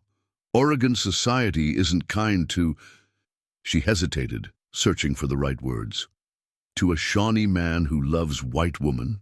Dakota finished for her, the directness of his statement momentarily stealing her breath. It was the first time either had spoken of love explicitly, though their actions had expressed it in 100 small ways over the past months. Hannah felt a flush rise to her cheeks despite the cold. "Yes," she whispered. "They'll be cruel. They won't understand." Dakota considered this, his expression thoughtful rather than wounded. "In Shawnee teaching, eagle and deer do not share nest. Different creatures, different paths." A small smile touched his lips, but human hearts do not follow simple rules. Naukau says, "Creator enjoys surprising us." He took her cold hands between his warm ones, his gaze direct and unwavering. "I go to Oregon, not just for settlement safety, not just for Elizabeth. I go for you, Hannah Mitchell, whether Oregon understands or not." The simple declaration, spoken beneath the winter stars, cemented something that had been growing between them since that first encounter in the ravine. Whatever came next, the dangerous journey, the confrontation with Thomas, the uncertain future, they would face it together, defying the conventional boundaries that separated their worlds. "We should sleep," Hannah said finally, though she made no move to withdraw her hands from his. "Long preparations tomorrow." Dakota nodded, reluctantly releasing her hands but maintaining her gaze for a moment longer. "Dream of spring," he suggested, "when truth blooms like flowers after snow." The journey began 3 days later with little ceremony but much private emotion. The settlement gathered to bid farewell to their departing members, Hannah, Elizabeth, Dakota, and Kinex, who had insisted on accompanying them to help care for Elizabeth during the difficult travel. Miller and his companions had replenished their supplies and rested their horses, ready for the southern route that would take them on a wide arc through less treacherous mountain passes. Naukar presented Hannah with a small leather pouch containing special herbs. For fever, for strength, she instructed. 3 pinches in hot water if sickness comes. Her weathered hand touched Elizabeth's cheek briefly. Child is strong like a mother. Will survive the journey. Kem's goodbye was more formal, though Hannah had come to recognize the depth of feeling beneath his stoic exterior. You speak for our people in Oregon, he told her. Show them the Shawnee way is honorable, even when others are not. Hannah promised she would overcome with gratitude for this community that had accepted her when she had nothing to offer but her broken body and unborn child. The small caravan departed as dawn broke, following game trails that would eventually connect with the more established southern route. Hannah rode a gentle mare provided by the tribe, Elizabeth secured to her chest in a modified cradle board designed for travel. Dakota rode slightly ahead, his keen eyes constantly scanning the terrain for hazards or signs of other travelers. They crested the first ridge. Hannah turned for a final glimpse of the settlement, smoke rising from morning fires, children already at play despite the cold, life continuing in the rhythm they had established together. A lump formed in her throat at the thought that she might never see it again. We return when the task is done, Dakota assured her, reading her thoughts as he often seemed to do. Hannah nodded, forcing herself to face forward again toward the uncertain future that awaited them in Oregon. Elizabeth stirred against her chest, and Hannah placed a protective hand over her daughter's small form. Yes, she agreed, finding strength in the certainty of her purpose. We will return.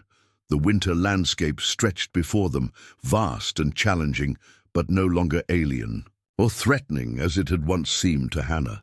She had learned its rhythms, its dangers, and its gifts. She had found her place within it, between worlds that others thought incompatible.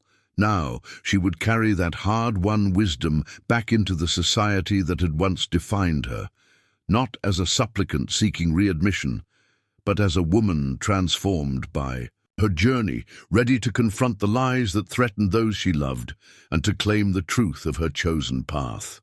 Behind them, the settlement grew smaller with distance. Ahead lay mountain passes, frozen rivers, and eventually the confrontation that would determine not just Hannah and Elizabeth's future, but the fate of an entire community balanced precariously between 2 colliding worlds on the American frontier.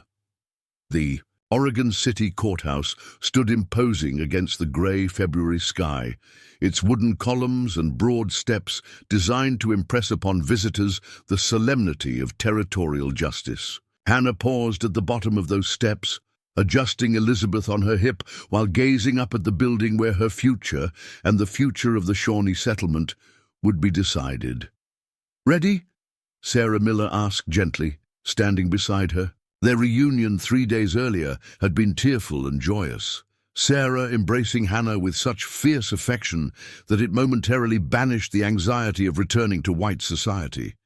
Hannah nodded, drawing strength from the presence of her allies. Dakota stood slightly apart, dressed in a curious blend of Shawnee and settler clothing, buckskin pants and vest over a white cotton shirt Caldwell had insisted he wear for this crucial appearance.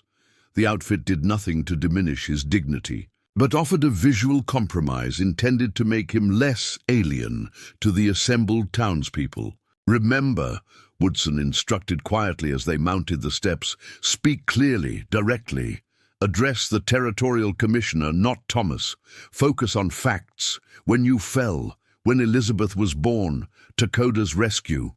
Emotional appeals won't sway. Commissioner Bradford, as effectively as precise details." The journey from the Shawnee settlement had been arduous, but mercifully free of major disaster. They had reached Oregon City a week earlier than anticipated, giving Woodson precious additional days to arrange this hearing before the Territorial Commissioner, a formal inquiry into conflicting reports regarding tribal activities along the eastern boundary. Inside, the courthouse was packed with curious citizens, territorial officials, and newspaper reporters.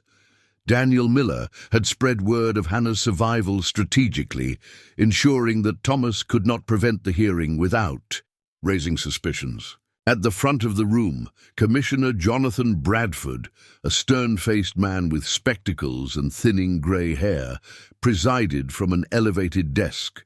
And there, seated at a table to the right of the commissioner's bench, was Thomas Mitchell, Hannah's first glimpse of her husband after nearly a year sent a complex wave of emotions crashing through her. He looked prosperous, dressed in a fine suit, his beard neatly trimmed, his posture confident. Beside him sat Rebecca, wearing an expression of practiced grief that occasionally slipped into something harder when she thought no one was watching. Thomas's eyes widened with unmistakable shock when Hannah entered with Elizabeth in her arms. The color drained from his face before he regained his composure, leaning to whisper urgently to a well-dressed man beside him. His lawyer, presumably. "The Territorial Commission calls Hannah Mitchell to provide testimony," announced the clerk. Taking a deep breath, Hannah handed Elizabeth to Sarah and walked forward. She felt rather than saw Dakota's supportive gaze following her to the witness chair. As she was sworn in, she caught Thomas's eye briefly. The man who had once been the center of her world now appeared as a stranger, handsome still, but with a coldness she had been blind to before. "Mrs. Mitchell," Commissioner Bradford began, "your appearance here is unexpected. Your husband has reported you kidnapped by Shawnee raiders last June during your wagon train journey to Oregon Territory." "That is false, Commissioner," Hannah stated clearly, her voice carrying through the hushed courtroom. "I was not kidnapped. I was abandoned." For the next hour, Hannah recounted her story in meticulous detail. The deterioration of her marriage during the journey west, overhearing Thomas's plan to leave her behind, the accident on the mountain pass, and Thomas's decision to continue, without searching for her.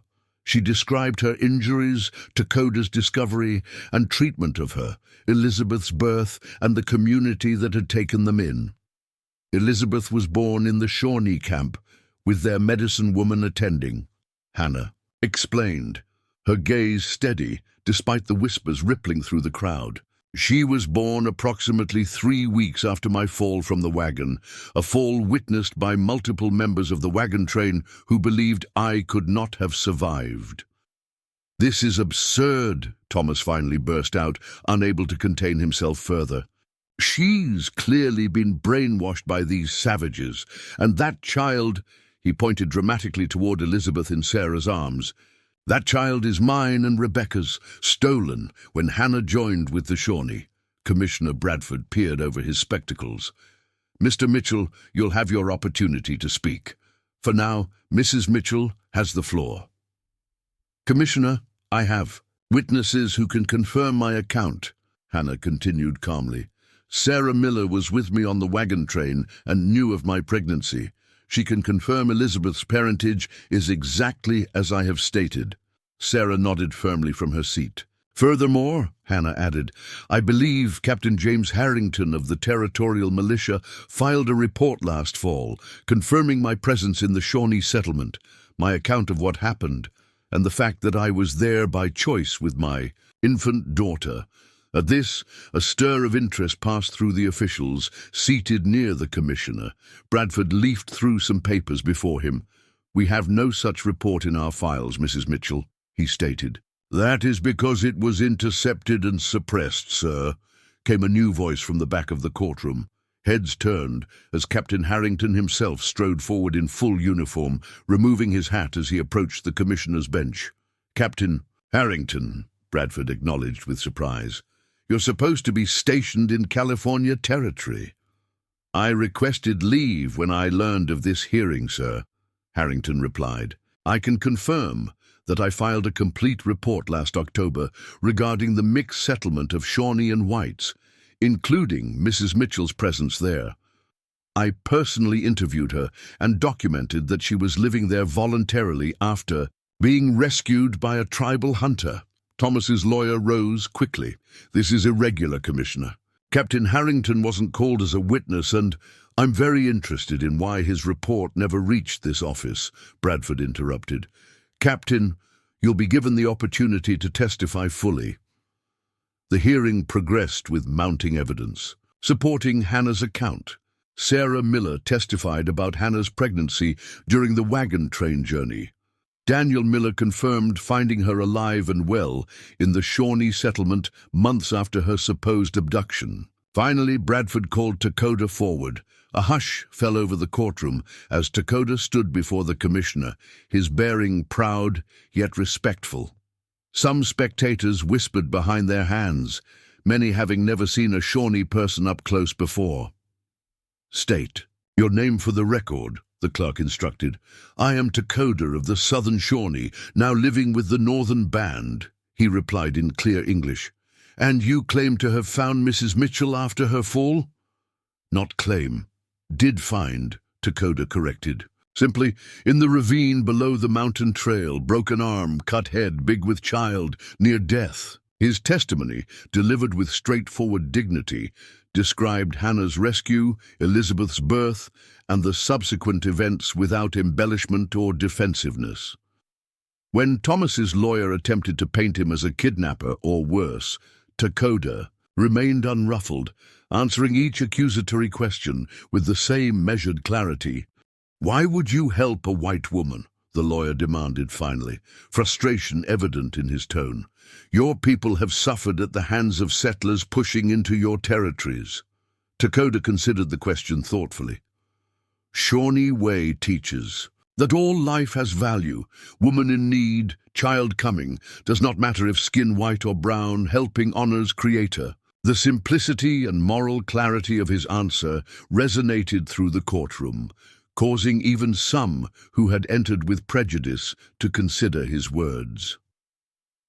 By late afternoon, Commissioner Bradford had heard enough.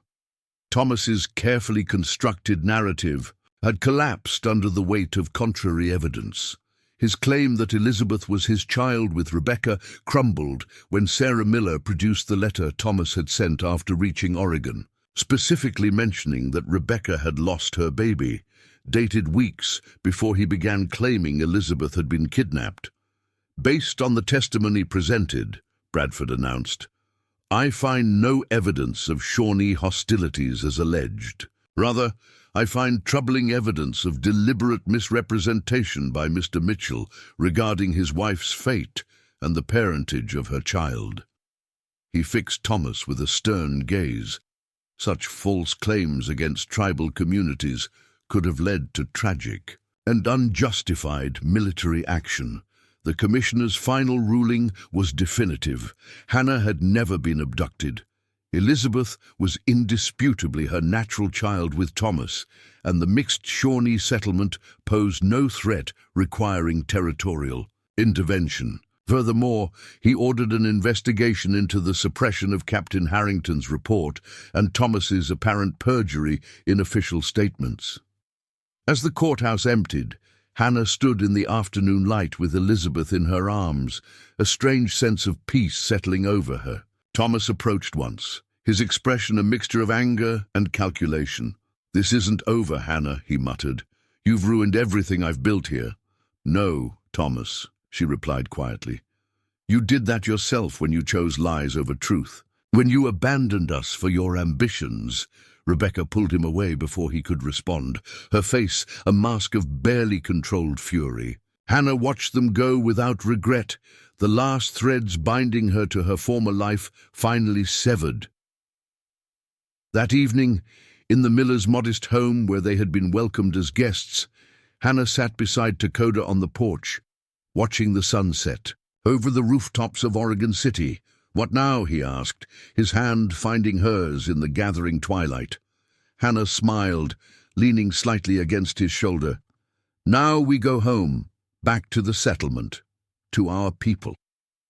Our people, Dakota repeated, satisfaction evident in his voice. Good words. Elizabeth slept peacefully inside, unaware of the momentous changes her young life had already witnessed, or of the unique path ahead, bridging two worlds that her mother and Dakota were helping to reconcile through their unlikely bond. As Hannah gazed toward the eastern mountains that separated them from the settlement, she felt not the weariness of the journey still to come, but the certainty that wherever this path led, through wilderness and prejudice, through joy and hardship, they would walk it together, creating something new from the best of both their worlds, and that perhaps was the truest form of frontier courage. Up next, you've got two more standout stories right on your screen. If this one hits the mark, you won't want to pass these up. Just click and check them out, and don't forget to subscribe and turn on the notification bell so you don't miss any upload from us.